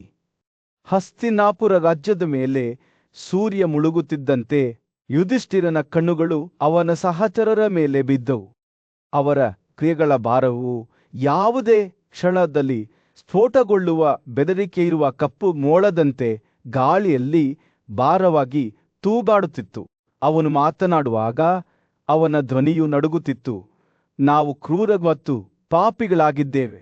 ಅಯ್ಯೋ, ನಾವು ಸಹೋದರರು ಮತ್ತು ಸರ್ಗಳು ಮತ್ತು ಮೊಮ್ಮಕ್ಕಳು ಮತ್ತು ಸಂಬಂಧಿಕರು ಮತ್ತು ಸ್ನೇಹಿತರು ಮತ್ತು ಪುತ್ರರನ್ನು ಕೊಂದಿದ್ದೇವೆ. ಓ ಮೊಮ್ಮಕ್ಕಳೇ, ನಾವು ಈ ಸಂಪತ್ತಿನ ಬಾಯಾರಿಕೆಯನ್ನು ಹೇಗೆ ಹೋಗಲಾಡಿಸೋಣ? ಅಯ್ಯೋ, ಆ ದಾಹದಿಂದ ನಾವು ಅನೇಕ ಪಾಪದ ಕಾರ್ಯಗಳನ್ನು ಮಾಡಿದ್ದೇವೆ. ಭೀಷ್ಮನ ಬುದ್ಧಿವಂತ ಕಣ್ಣುಗಳು ತನ್ನ ಮೊಮ್ಮಗನನ್ನು ಸಹಾನುಭೂತಿ ಮತ್ತು ತಿಳುವಳಿಕೆಯಿಂದ ನೋಡುತ್ತಿದ್ದವು. ಯುಧಿಷ್ಠಿರನು ಅನುಭವಿಸಿದ ಅಪರಾಧದ ನೋವನ್ನು ಅವನು ತಿಳಿದನು. ಇದು ಅವರ ಸಾಮೂಹಿಕ ಆತ್ಮಸಾಕ್ಷಿಯ ಮೇಲೆ ಭಾರವಾದ ಹೊರೆಯಾಗಿತ್ತು. ಈ ಸಂಬಂಧದಲ್ಲಿ ಭೀಷ್ಮನು ಪ್ರಾರಂಭಿಸಿದನು ಎಂಬ ಹಳೆಯ ನಿರೂಪಣೆಯನ್ನು ವೇದಗಳ ರಾಜನು ವಿಚಾರಿಸುತ್ತಿದ್ದ ಮಾಂಡವ್ಯನಿಗೆ ಹೇಳಿದ್ದನ್ನು ಉಲ್ಲೇಖಿಸಲಾಗಿದೆ. ಆ ದೃಶ್ಯವು ಮಿಥಿಲಾ ರಾಜ್ಯಕ್ಕೆ ಸ್ಥಳಾಂತರಗೊಂಡಿತು. ಅಲ್ಲಿ ವೇದರ ಬುದ್ಧಿವಂತ ಮತ್ತು ನ್ಯಾಯಯುತ ಆಡಳಿತಗಾರನು ಚಿಂತನಶೀಲ ಮೌನದಲ್ಲಿ ಕುಳಿತಿದ್ದನು. ಮಾಂಡವ್ಯನೊಂದಿಗೆ ಮಾತನಾಡುವಾಗ ಅವನ ಮಾತುಗಳು ಬುದ್ಧಿವಂತಿಕೆಯಿಂದ ಸುರಿಯುತ್ತಿದ್ದವು. ನನ್ನ ಬಳಿ ಈ ಜಗತ್ತಿನಲ್ಲಿ ಏನೂ ಇಲ್ಲ, ಆದರೂ ನಾನು ಬಹಳ ಸಂತೋಷದಿಂದ ಬದುಕುತ್ತಿದ್ದೇನೆ. ಇಡೀ ಮಿಥಿಲಾ ಬೆಂಕಿಯಲ್ಲಿ ಸುಟ್ಟು ಹೋದರೆ ನನ್ನ ಯಾವುದು ಸುಟ್ಟು ಹೋಗುವುದಿಲ್ಲ. ಒಳನೋಟದಿಂದ ಮಿನುಗುತ್ತಿರುವ ಅವನ ಕಣ್ಣುಗಳು ಸ್ಪಷ್ಟವಾದ ಆಸ್ತಿಗಳು ಎಷ್ಟೇ ಮೌಲ್ಯಯುತವಾಗಿದ್ದರೂ ಜ್ಞಾನಿಗಳಿಗೆ ದುಃಖದ ಮೂಲವಾಗಿದೆ. ಆದರೆ ಕಡಿಮೆ ಮೌಲ್ಯದ ಆಸ್ತಿಗಳು ಮೂರ್ಖರನ್ನು ಆಕರ್ಷಿಸುತ್ತವೆ. ಮಾಂಡವಿಯು ಅಲ್ಲಿಕೆಯಿಂದ ಆಲಿಸಿದನು. ಅವನ ಹೃದಯವು ರಾಜನ ಮಾತುಗಳ ಬುದ್ಧಿವಂತಿಕೆಯಲ್ಲಿ ಕುಡಿಯುತ್ತಿತ್ತು. ಅವನು ಮಾತನಾಡುವಾಗ ಬುದ್ಧಿವಂತ ವ್ಯಕ್ತಿಯು ಮುಂದುವರಿಸಿದನು. ಬಯಕೆಯ ತೃಪ್ತಿಯಿಂದ ಉಂಟಾಗುವ ಯಾವುದೇ ಸಂತೋಷ ಮತ್ತು ಹೆಚ್ಚಿನ ಮೌಲ್ಯದ ಯಾವುದೇ ಸ್ವಕೀಯ ಸಂತೋಷವು ಬಳಕೆಯ ಸಂಪೂರ್ಣ ಕಣ್ಮರೆಗೆ ಕಾರಣವಾಗುವ ಸಂತೋಷದ 16ನೇ ಭಾಗಕ್ಕೂ ಸಹ ಬರುವುದಿಲ್ಲ. ಅವನ ಧ್ವನಿಯು ದೃಢ ನಿಶ್ಚಯದಿಂದ ಏರಿತು. ಹಸುವಿನ ಬೆಳವಣಿಗೆಯೊಂದಿಗೆ ಹಸುವಿನ ಕೊಂಬುಗಳು ಬೆಳೆಯುತ್ತಿದ್ದಂತೆ ಅದೇ ರೀತಿಯಲ್ಲಿ ಸಂಪತ್ತಿನ ದಾಹವು ಹೆಚ್ಚಾಗುತ್ತದೆ. ಯುಧಿಷ್ಠಿರನ ಕಣ್ಣುಗಳು ಮಾರ್ಗದರ್ಶನ ಮತ್ತು ಧೈರ್ಯವನ್ನು ಬಯಸುವಂತೆ ಭೀಷ್ಮನ ಮೇಲೆ ಮುಚ್ಚಿಕೊಂಡವು. ಹಳೆಯ ಯೋಧನ ಮಾತುಗಳು ಬುದ್ಧಿವಂತಿಕೆಯಿಂದ ಸುರಿಯತೊಡಗಿದವು. ಯಾವ ವಸ್ತುವಿಗಾಗಿ ಆಸಕ್ತಿಯನ್ನು ಅನುಭವಿಸುತ್ತಾನೋ ಅದು ಕಳೆದು ಹೋದಾಗ ಆ ವಸ್ತುವು ನೋವಿನ ಮೂಲವಾಗುತ್ತದೆ. ಒಬ್ಬರು ಬಯಕೆಯನ್ನು ಪಾಲಿಸಬಾರದು. ಬಯಕೆಯೊಂದಿಗಿನ ಆಸಕ್ತಿಯು ದುಃಖಕ್ಕೆ ಕಾರಣವಾಗುತ್ತದೆ. ಸಹಾನುಭೂತಿಯಿಂದ ತುಂಬಿದ ಅವರ ಧ್ವನಿಯು ಸಂಪತ್ತನ್ನು ಪಡೆದಾಗ ಅದನ್ನು ಸದ್ಗುಣದ ಉದ್ದೇಶಗಳಿಗೆ ಅನ್ವಯಿಸಬೇಕು. ಆಗಲೂ ಒಬ್ಬರು ಬಯಕೆಯನ್ನು ತ್ಯಜಿಸಬೇಕು. ಬುದ್ಧಿವಂತ ಮಾತುಗಳು ಅವರ ಮೇಲೆ ಹರಿದಾಡಿದಂತೆ ಯುಧಿಷ್ಠಿರನ ಸಹಚರರು ತಮ್ಮ ಹೆಗಲ ಮೇಲೆ ಭಾರವಾದ ಭಾರವನ್ನು ಅನುಭವಿಸಿದರು. ಅವರನ್ನು ನುಂಗುವ ಅಪಾಯವಿದ್ದ ಕತ್ತಲೆಯು ಕಡಿಮೆಯಾಗಲು ಪ್ರಾರಂಭಿಸಿತು. ಉಬ್ಬರವಿಳಿತವು ಶಾಂತವಾದ ತೀಲವನ್ನು ಬಹಿರಂಗಪಡಿಸಿತು. ಭೀಷ್ಮನು ಮುಂದುವರಿಸಿದನು, ಜ್ಞಾನಿ ಮನುಷ್ಯನು ತನ್ನನ್ನು ತಾನು ನೋಡುತ್ತಿರುವಂತೆಯೇ ಇತರ ಜೀವಿಗಳನ್ನು ನೋಡುತ್ತಾನೆ. ತನ್ನನ್ನು ಶುದ್ಧೀಕರಿಸಿಕೊಂಡಿದ್ದಾನೆ. ಸೂರ್ಯನು ಹಸ್ತಿನಾಪುರ ರಾಜ್ಯದ ಮೇಲೆ ಮುಳುಗಲು ಪ್ರಾರಂಭಿಸಿದ್ದು ಗಲಭೆಯ ಬೀದಿಗಳಲ್ಲಿ ಬೆಚ್ಚಗಿನ ಕಿತ್ತಳೆ ಬಣ್ಣದ ಹೊಳಪನ್ನು ಬೀರುತ್ತಾನೆ. ಪಾಂಡವ ಸಹೋದರರಲ್ಲಿ ಹಿರಿಯನಾದ ಯುಧಿಷ್ಠಿರನು ತನ್ನ ಅಜ್ಜ ಭೀಷ್ಮನೊಂದಿಗೆ ಆಳವಾದ ಚಿಂತನೆಯಲ್ಲಿ ಕುಳಿತಿದ್ದನು. ಯುವ ರಾಜಕುಮಾರನ ಕಣ್ಣುಗಳು ಆತಂಕ ಮತ್ತು ಅನಿಶ್ಚಿತತೆಯಿಂದ ತುಂಬಿದವು. ಅವನು ತನ್ನ ಪೂಜ್ಯ ಅಜ್ಜನನ್ನು ಕೇಳಿದನು. ಎಲ್ಲಾ ಜೀವಿಗಳಿಗೆ ಭಯದಿಂದ ತುಂಬಿರುವ ಸಮಯವು ತನ್ನ ಹಾದಿಯಲ್ಲಿ ಸಾಗುತ್ತಿದೆ. ನಂತರ ಒಬ್ಬನು ಶ್ರಮಿಸಬೇಕಾದ ಒಳ್ಳೆಯ ಮೂಲ ಯಾವುದು ನನಗೆ ಹೇಳಿ. ಓ ಅಜ್ಜಿ ಪ್ರಾಚೀನ ಕಥೆಯೊಂದನ್ನು ಹೇಳಲು ಪ್ರಾರಂಭಿಸಿದಾಗ ಭೀಷ್ಮನ ಕಣ್ಣುಗಳು ಬುದ್ಧಿವಂತಿಕೆಯಿಂದ ಮಿನುಗುತ್ತಿದ್ದವು. ಹಿಂದಿನ ಯುಗದಲ್ಲಿ ವೇದಗಳ ಅಧ್ಯಯನಕ್ಕೆ ಮಾತ್ರ ಮೀಸಲಾಗಿದ್ದ ಒಬ್ಬ ಋಷಿ ವಾಸಿಸುತ್ತಿದ್ದವು. ಅವರಿಗೆ ಮೇದವಿನೆಂಬ ಮಗನಿದ್ದನು. ಆತ ತನ್ನ ಬುದ್ಧಿವಂತಿಕೆ ಮತ್ತು ಕುತೂಹಲಕ್ಕೆ ಹೆಸರುವಾಸಿಯಾಗಿದ್ದನು. ಒಂದು ದಿನ ಮೇದವಿನ್ ಅವರ ಜೀವನವನ್ನು ಶಾಶ್ವತವಾಗಿ ಬದಲಾಯಿಸುವ ಪ್ರಶ್ನೆಯೊಂದಿಗೆ ತನ್ನ ತಂದೆಯ ಬಳಿಗೆ ಹೋದನು. ಯುವಕ ಮೇದವಿನ್ ತನ್ನ ತಂದೆಯನ್ನು ದೃಢನಿಶ್ಚಯದಿಂದ ನೋಡಿದನು. ತಂದೆಯೇ, ಮನುಷ್ಯರಿಗೆ ನೀಡಲಾದ ಅಸ್ತಿತ್ವದ ಅವಧಿಯು ವೇಗವಾಗಿ ಓಡಿ ಹೋಗುತ್ತದೆ ಎಂದು ತಿಳಿದುಕೊಂಡು ಬುದ್ಧಿವಂತ ವ್ಯಕ್ತಿಯು ಏನು ಮಾಡಬೇಕು? ನನಗೆ ನಿಜವಾಗಿ ಮತ್ತು ಸರಿಯಾದ ಕ್ರಮದಲ್ಲಿ ಹೇಳಿ, ಇದರಿಂದ ನಾನು ಸದ್ಗುಣವನ್ನು ಪಡೆದುಕೊಳ್ಳಲು ಸಾಧ್ಯವಾಗಬಹುದು. ತನ್ನ ಮಗನ ಮಾತುಗಳನ್ನು ಯೋಚಿಸುತ್ತಿದ್ದಂತೆ ಋಷಿಯ ಕಣ್ಣುಗಳು ವಿಶಾಲವಾದವು ಮತ್ತು ನಂತರ ದೃಢ ನಿಶ್ಚಯದಿಂದ ಮಾತನಾಡಲು ಪ್ರಾರಂಭಿಸಿದವು. ನನ್ನ ಮಗನೇ, ವೇದಗಳನ್ನು ಜೀವನವಿಡೀ ಅಧ್ಯಯನ ಮಾಡಿದ ಮತ್ತು ಬ್ರಹ್ಮಚರ್ಯರ ಕರ್ತವ್ಯಗಳನ್ನು ಪಾಲಿಸಿದ ನಂತರ ನಮ್ಮ ಪೂರ್ವಜರನ್ನು ರಕ್ಷಿಸುವ ಸಲುವಾಗಿ ನೀವು ಸಂತತಿಯನ್ನು ಬಯಸಬೇಕು. ಒಬ್ಬರ ಬೆಂಕಿಯನ್ನು ಸ್ಥಾಪಿಸಿದ ನಂತರ ಮತ್ತು ದೇವರುಗಳು ವಿಧಿಸಿದ ತ್ಯಾಗಗಳನ್ನು ಮಾಡಿದ ನಂತರ ಒಬ್ಬರು ಕಾಡಿನಲ್ಲಿ ವಿಶ್ರಾಂತಿ ಪಡೆಯಬೇಕು ಮತ್ತು ಕಾಡಿನ ಏಕಾಂತವಾಸಿಯಾಗಿ ಬದುಕಬೇಕು. ಎಲ್ಲವನ್ನೂ ತ್ಯಜಿಸಿ ಶಾಂತವಾಗಿ ವಿಸರ್ಜನೆಗಾಗಿ ಕಾಯಬೇಕು. ಆದರೆ ಮೇದವಿನ್ಗೆ ಮನವರಿಕೆಯಾಗಲಿಲ್ಲ. ತಂದೆಯೇ, ಜಗತ್ತು ಈ ರೀತಿ ಎಲ್ಲಾ ಕಡೆಗಳಿಂದ ದಾಳಿಗೊಳಗಾದಾಗ ಮತ್ತು ಮುತ್ತಿಗೆ ಹಾಕಲ್ಪಟ್ಟಾಗ ಮತ್ತು ಅಂತಹ ಎದುರಿಸಲಾಗದ ಶಕ್ತಿಗಳು ಎಲ್ಲಾ ದಿಕ್ಕುಗಳಲ್ಲಿ ಬೀಳುತ್ತಿರುವಾಗ ನೀವು ಹೇಗೆ ಅಷ್ಟು ಶಾಂತವಾಗಿ ಮಾತನಾಡಬಹುದು? ತನ್ನ ಮೊಮ್ಮಗನೊಂದಿಗೆ ಋಷಿಯ ವಿನಿಮಯವನ್ನು ನೋಡಿದಾಗ ಭೀಷ್ಮನ ಕಣ್ಣುಗಳು ವಿನೋದದಿಂದ ಹೊಳೆಯುತ್ತಿದ್ದವು. ಜಗತ್ತು ಹೇಗೆ ದಾಳಿಗೊಳಗಾಗಿದೆ? ಅದು ಯಾವುದರಿಂದ ಮುತ್ತಿಗೆ ಹಾಕಲ್ಪಟ್ಟಿದೆ? ಎಲ್ಲಾ ಕಡೆಗಳಿಂದ ಬೀಳುವ ಆ ತಡೆಯಲಾಗದ ಬೊಟ್ಟುಗಳು ಯಾವುವು? ನಿನ್ನ ಮಾತುಗಳಿಂದ ನೀನು ನನ್ನನ್ನು ಹೆದರಿಸುತ್ತಿದ್ದೀಯ. ಮೇದವಿನ್ನ ಧ್ವನಿಯು ಇನ್ನಷ್ಟು ತುತ್ತುಮಯವಾಗುತ್ತಾ ಹೋಯಿತು. ಈ ಜಗತ್ತು ಮರಣದ ಆಕ್ರಮಣಕ್ಕೆ ಒಳಗಾಗಿದೆ. ಇದು ಅವನತಿಗೆ ಒಳಗಾಗಿದೆ. ದಿನಗಳು ಮತ್ತು ರಾತ್ರಿಗಳು ನಿರಂತರವಾಗಿ ಬೊಂಡುಗಳಂತೆ ಬೀಳುತ್ತಿವೆ. ನೀವು ಇವುಗಳ ಬಗ್ಗೆ ಏಕೆ ಗಮನ ಹರಿಸುವುದಿಲ್ಲ? ಋಷಿ ತನ್ನ ಮಗನ ಮಾತುಗಳಿಂದ ದಿಗ್ಭ್ರಮೆಗೊಂಡಂತೆ ಕಾಣುತ್ತಿದ್ದನು. ಆದರೆ ನಂತರ ಹೊಸದಾಗಿ ಕಂಡುಬಂದ ತುತ್ತು ಪ್ರಜ್ಞೆಯೊಂದಿಗೆ ಮಾತನಾಡಲು ಪ್ರಾರಂಭಿಸಿದನು. ವೇದವನ್, ನನ್ನ ಮಗನೇ, ಸಾವು ನಿರ್ದಿಷ್ಟವಾಗಿ ಯಾರಿಗಾದರೂ ಕಾಯುವುದಿಲ್ಲ. ಆದರೆ ಇದ್ದಕ್ಕಿದ್ದಂತೆ ಮತ್ತು ಯಾವುದೇ ಮುನ್ಸೂಚನೆ ಇಲ್ಲದೆ ಎಲ್ಲವನ್ನೂ ಕಸಿದುಕೊಳ್ಳುತ್ತದೆ ಎಂದು ನನಗೆ ತಿಳಿದಾಗ ಅಜ್ಞಾನದಿಂದ ಆವೃತವಾದ ಮತ್ತು ನನ್ನ ಕಾಳಜಿಗಳನ್ನು ನಿರ್ಲಕ್ಷ್ಯದಿಂದ ನೋಡಿಕೊಳ್ಳಲು ನಾನು ಹೇಗೆ ಕಾಯಬಲ್ಲೆ? ಪ್ರತಿ ರಾತ್ರಿ ಕಳೆದು ಹೋದಾಗ ಪ್ರತಿಯೊಬ್ಬರ ಜೀವನದ ಅವಧಿಯು ಅದರೊಂದಿಗೆ ಕಳೆದು ಹೋಗುತ್ತದೆ. ಒಬ್ಬರ ಸ್ಥಾನವು ನಿಸ್ಸಂಶಯವಾಗಿ ಆಳವಿಲ್ಲದ ಮೀನಿನಂತೆ ಇರುತ್ತದೆ. ದೊಡ್ಡ ಸಭೆಯ ಮಧ್ಯದಲ್ಲಿ ನೀತಿವಂತ ರಾಜ ಯುಧಿಷ್ಠಿರನು ಪೂಜ್ಯ ಋಷಿಯಾದ ಭೀಷ್ಮನನ್ನು ಆಳವಾದ ಪ್ರಶ್ನೆಯೊಂದನ್ನು ಕೇಳಿದನು. ಮನುಷ್ಯನು ಯಾವ ನಡವಳಿಕೆಯನ್ನು ಅನುಸರಿಸಬೇಕು ಎಂದು ಕೇಳಿದನು. ಅವನು ಯಾವ ಕಾರ್ಯಗಳನ್ನು ಮಾಡಬೇಕು, ಯಾವ ರೀತಿಯ ಜ್ಞಾನವನ್ನು ಪಡೆಯಬೇಕು ಮತ್ತು ಪ್ರಕೃತಿಯ ಹರಿವನ್ನು ಮೀರಿದ ಬ್ರಹ್ಮನ ಬದಲಾಗದ ರಾಜ್ಯವನ್ನು ಸಾಧಿಸಲು ಅವನು ಯಾವುದಕ್ಕೆ ಸಮರ್ಪಿತರಾಗಿರಬೇಕು. ವಿಮೋಚನೆಯ ಹಾದಿಯನ್ನು ವಿವರಿಸಲು ಪ್ರಾರಂಭಿಸಿದಾಗ ಭೀಷ್ಮನ ಕಣ್ಣುಗಳು ಬುದ್ಧಿವಂತಿಕೆಯಿಂದ ಹೊಳೆಯುತ್ತಿದ್ದವು. ಮನುಷ್ಯನು ಪ್ರಾಪಂಚಿಕ ಸಂಬಂಧಗಳನ್ನು ತ್ಯಜಿಸಬೇಕು ಮತ್ತು ತನ್ನ ಇಂದ್ರಿಯಗಳು ಮತ್ತು ಆಸೆಗಳನ್ನು ಕರಗತ ಮಾಡಿಕೊಂಡು ಮಿತವ್ಯಯದ ಜೀವನವನ್ನು ನಡೆಸಬೇಕು. ಲಾಭ ಮತ್ತು ನಷ್ಟವನ್ನು ಸಮಾನವೆಂದು ಪರಿಗಣಿಸಿ ಅವನು ತನ್ನ ಮನೆಯಿಂದ ನಿವೃತ್ತರಾಗಬೇಕು ಮತ್ತು ಯಾವುದೇ ಜೀವಿಗೆ ಗಾಯವಾಗದಂತೆ ತನ್ನನ್ನು ತಾನು ನಿಗ್ರಹಿಸಿಕೊಳ್ಳಬೇಕು ಎಂದು ಅವನು ಹೇಳಿದನು. ಭೀಷ್ಮನು ಮಾತನಾಡುತ್ತಿದ್ದಂತೆ ಅವನ ಮಾತುಗಳು ನಿರ್ಲಿಪ್ತತೆ ಮತ್ತು ಸಹಾನುಭೂತಿಯ ಭಾವಚಿತ್ರವನ್ನು ಹೆಳೆದವು. ಒಬ್ಬನು ಇನ್ನೊಬ್ಬನನ್ನು ಮಾತು ಅಥವಾ ಆಲೋಚನೆಯಿಂದ ಅವಮಾನಿಸಬಾರದು ಎಂದು ಅವನು ಎಚ್ಚರಿಸಿದನು. ಯಾರ ಉಪಸ್ಥಿತಿಯಲ್ಲೂ ಅಥವಾ ಅನುಪಸ್ಥಿತಿಯಲ್ಲಿಯೂ ಯಾರ ಬಗ್ಗೆಯೂ ಕೆಟ್ಟದಾಗಿ ಮಾತನಾಡಬಾರದು. ಅವನು ಯಾವುದೇ ಜೀವಿಗೆ ಹಾನಿ ಮಾಡುವುದನ್ನು ತಪ್ಪಿಸಬೇಕು.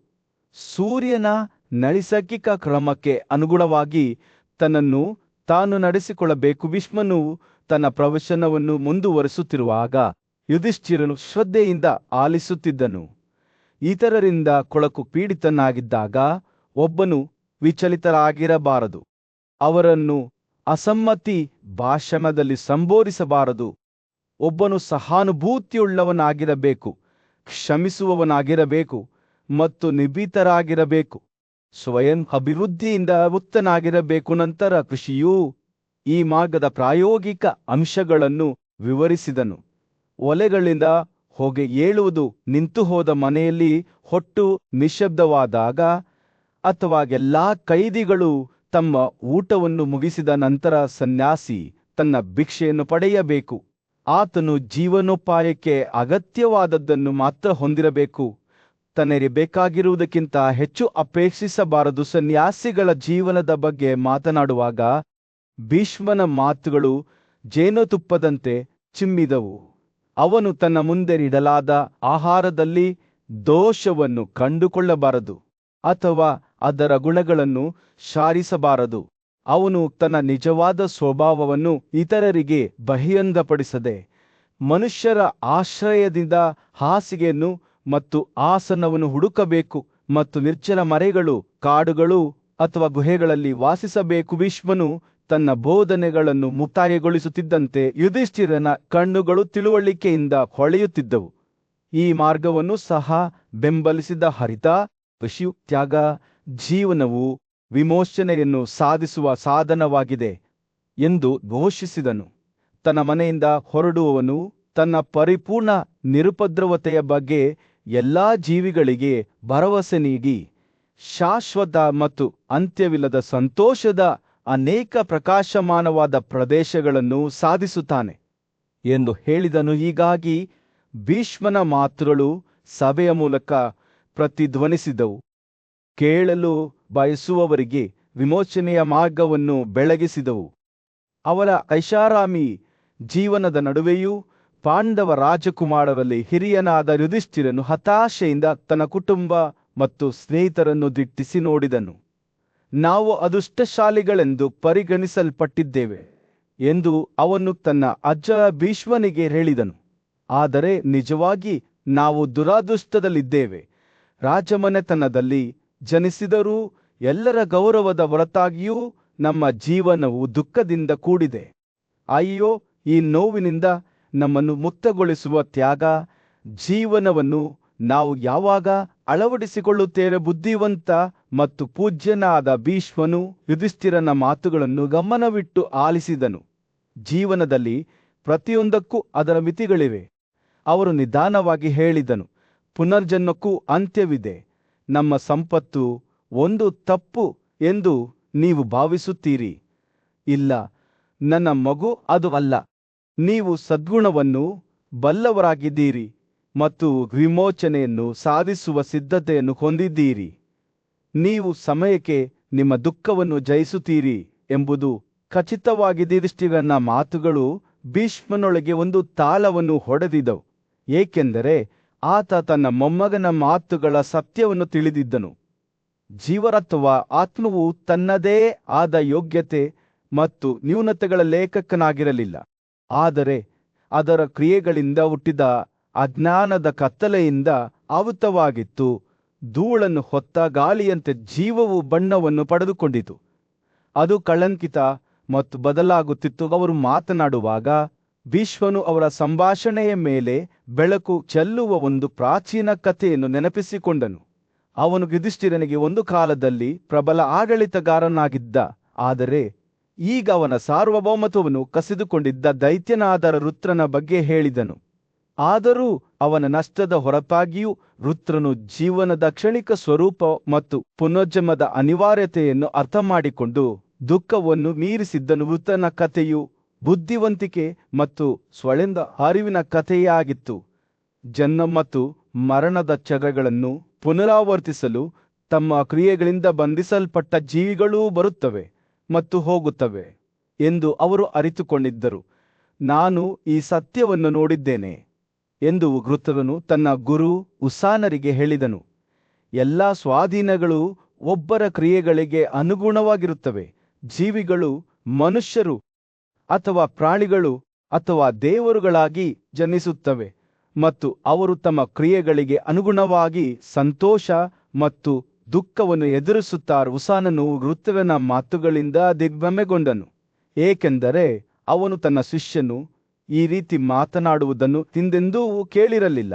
ಆದರೆ ವೃತ್ರನು ತೀವ್ರ ತಪಸ್ಸುಗಳಿಗೆ ಒಳಗಾಗುವ ಶಕ್ತಿಯಿಂದ ಉಬ್ಬಿಕೊಳ್ಳುವ ಮತ್ತು ದೊಡ್ಡ ಸಮೃದ್ಧಿಯನ್ನು ಸಾಧಿಸುವ ತನ್ನ ಸ್ವಂತ ಅನುಭವಗಳನ್ನು ಹಂಚಿಕೊಳ್ಳುತ್ತಾ ತನ್ನ ಸ್ವಂತ ಕ್ರಿಯೆಗಳ ಮೂಲಕ ಅದನ್ನು ಮತ್ತೆ ಕಳೆದುಕೊಳ್ಳುತ್ತಾನೆ. ಅಧಿಕಾರದಿಂದ ಅವನ ಪತನದ ಹೊರತಾಗಿಯೂ ತನ್ನನ್ನು ಮಾರ್ಗದರ್ಶಿಸಲು ತನ್ನ ಧೈರ್ಯದ ಮೇಲೆ ಅವಲಂಬಿತನಾಗಿ ವೃತ್ರನು ನಿಲಿಪ್ತನಾಗಿ ಉಳಿದನು. ಅವನು ಯುದ್ಧದಲ್ಲಿ ಪ್ರಸಿದ್ಧ ನಾರಾಯಣನನ್ನು ನೋಡಿದನು ಮತ್ತು ಆ ಕ್ಷಣದಲ್ಲಿ ಅವನು ತನ್ನ ಪ್ರಾಯಶ್ಚಿತ್ತಕ್ಕಾಗಿ ಪ್ರತಿಫಲದ ಅವಶೇಷವನ್ನು ಪಡೆದಿದ್ದನು. ಈ ಅನುಭವವಿಲ್ಲದ ಪ್ರತಿಫಲವೇ ಉಸಾನರನ್ನು ಕರ್ಮದ ಫಲಗಳ ಬಗ್ಗೆ ಕೇಳಲು ವೃತ್ರನನ್ನು ಪ್ರೇರೇಪಿಸಿತು. ಮನುಷ್ಯರ ಯಾವ ಕ್ರಮವೂ ಒಬ್ಬಮ್ಮನ ಸಮೃದ್ಧಿಯನ್ನು ಸ್ಥಾಪಿಸಿದೆ ಎಂದು ವೃತ್ರನು ಕೇಳಿದನು. ನಶ್ವರ ಗ್ರಹಿಕೆಗೆ ಮೀರಿದ ಕ್ಷೇತ್ರದಲ್ಲಿ ಮಹಾನ್ ಖ್ಯಾತಿಯ ಋಷಿ ಉಸಾನರು ವಿಷ್ಣುವಿನ ಮಹಿಮೆಯ ಮುಂದೆ ಗೌರವದಿಂದ ನಿಂತರು. ನಮ್ರತೆ ಮತ್ತು ಭಯದಿಂದ ಅವರು ದೈವಿಕ ಸತ್ತೆಯ ಅನಂತ ಶ್ರೇಷ್ಠತೆಯ ಬಗ್ಗೆ ಮಾತನಾಡಲು ಪ್ರಾರಂಭಿಸಿದರು. ನಾನು ಈ ಭೂಮಿಯನ್ನು ತನ್ನ ತೋಳುಗಳಲ್ಲಿ ಆಕಾಶದೊಂದಿಗೆ ಹಿಡಿದಿರುವ ಆ ಪ್ರಸಿದ್ಧ ಮತ್ತು ಶಕ್ತಿಶಾಲಿ ವ್ಯಕ್ತಿಗೆ ತಲೆಬಾಗುತ್ತೇನೆ ಎಂದು ಉಸಾನರು ಘೋಷಿಸಿದರು. ಅವರು ಮಾತನಾಡುತ್ತಿದ್ದಾಗ ಕತ್ತಲಿನಲ್ಲಿ ಬೆಳಕಿನ ದೀಪವಾಗಿ ಕಾಣಿಸುತ್ತಿದ್ದ ಸನತ್ಕುಮಾರ ಎಂಬ ಬುದ್ಧಿವಂತ ಋಷಿಯು ಆಗಮಿಸಿದನು. ಅಸುರರ ರಾಜಕುಮಾರ ದಾನವರು ಮತ್ತು ಉಸಾನರು ಆತನ ಮಹಾನ್ ಬುದ್ಧಿವಂತಿಕೆಯನ್ನು ಒಪ್ಪಿಕೊಂಡು ಆತನನ್ನು ಪ್ರೀತಿಯಿಂದ ಸ್ವಾಗತಿಸಿದರು. ಗೌರವಾನ್ವಿತ ಸಭೆಯಿಂದ ಸುತ್ತುವರಿದ ದುಬಾರಿ ಆಸನದ ಮೇಲೆ ಸನತ್ಕುಮಾರನು ಕುಳಿತಿದ್ದನು. ವಿಷ್ಣುವಿನ ಶ್ರೇಷ್ಠತೆಯನ್ನು ದಾನವರ ಮುಖ್ಯಸ್ಥರೊಂದಿಗೆ ಹಂಚಿಕೊಳ್ಳಬೇಕೆಂದು ಉಸಾನರು ವಿನಂತಿಸಿದರು. ಆ ಋಷಿಯ ಮಾತುಗಳು ಆಳವಾದ ಬುದ್ಧಿವಂತಿಕೆ ಮತ್ತು ಮಹತ್ವದಿಂದ ತುಂಬಿದ ನದಿಯಂತೆ ಸುರಿದವು. ಕೇಳು ಓ ದೈತ್ಯ, ಅವನು ಪ್ರಾರಂಭಿಸಿದನು. ಇಡೀ ಬ್ರಹ್ಮಾಂಡವು ವಿಷ್ಣುವಿನ ಮೇಲೆ ನಿಂತಿದೆ. ಅವನು ಎಲ್ಲಾ ಜೀವಿಗಳ ಸೃಷ್ಟಿಕರ್ತ, ಪೋಷಕ ಮತ್ತು ವಿಧ್ವಂಸಕನಾಗಿದ್ದಾನೆ. ಕಾಲಚಕ್ರದಲ್ಲಿ ಅವನು ಎಲ್ಲವನ್ನೂ ಹಿಂತೆಗೆದುಕೊಳ್ಳುತ್ತಾನೆ ಮತ್ತು ಅವುಗಳನ್ನು ಹೊಸದಾಗಿ ಹೊರಹಾಕುತ್ತಾನೆ. ಸನಕುಮಾರನ ಪ್ರವಚನವು ಸೃಷ್ಟಿಯ ಸಂಕೀರ್ಣ ಜಾಲವನ್ನು ಬಹಿರಂಗಪಡಿಸಿತು. ಅಲ್ಲಿ ವಿಷ್ಣುವು ಪರಿವರ್ತನಶೀಲ ಮತ್ತು ಬದಲಾಗದ ಎರಡೂ ರೀತಿಯಲ್ಲಿ ವಾಸಿಸುತ್ತಿದ್ದನು. ಅವನ ಸಾರವು ಬಹುಮುಖಿಯಾಗಿತ್ತು, ಬ್ರಹ್ಮಾಂಡವನ್ನು ನಿಯಂತ್ರಿಸುವ 11 ಮಾರ್ಪಾಡುಗಳನ್ನು ಹೊಂದಿತ್ತು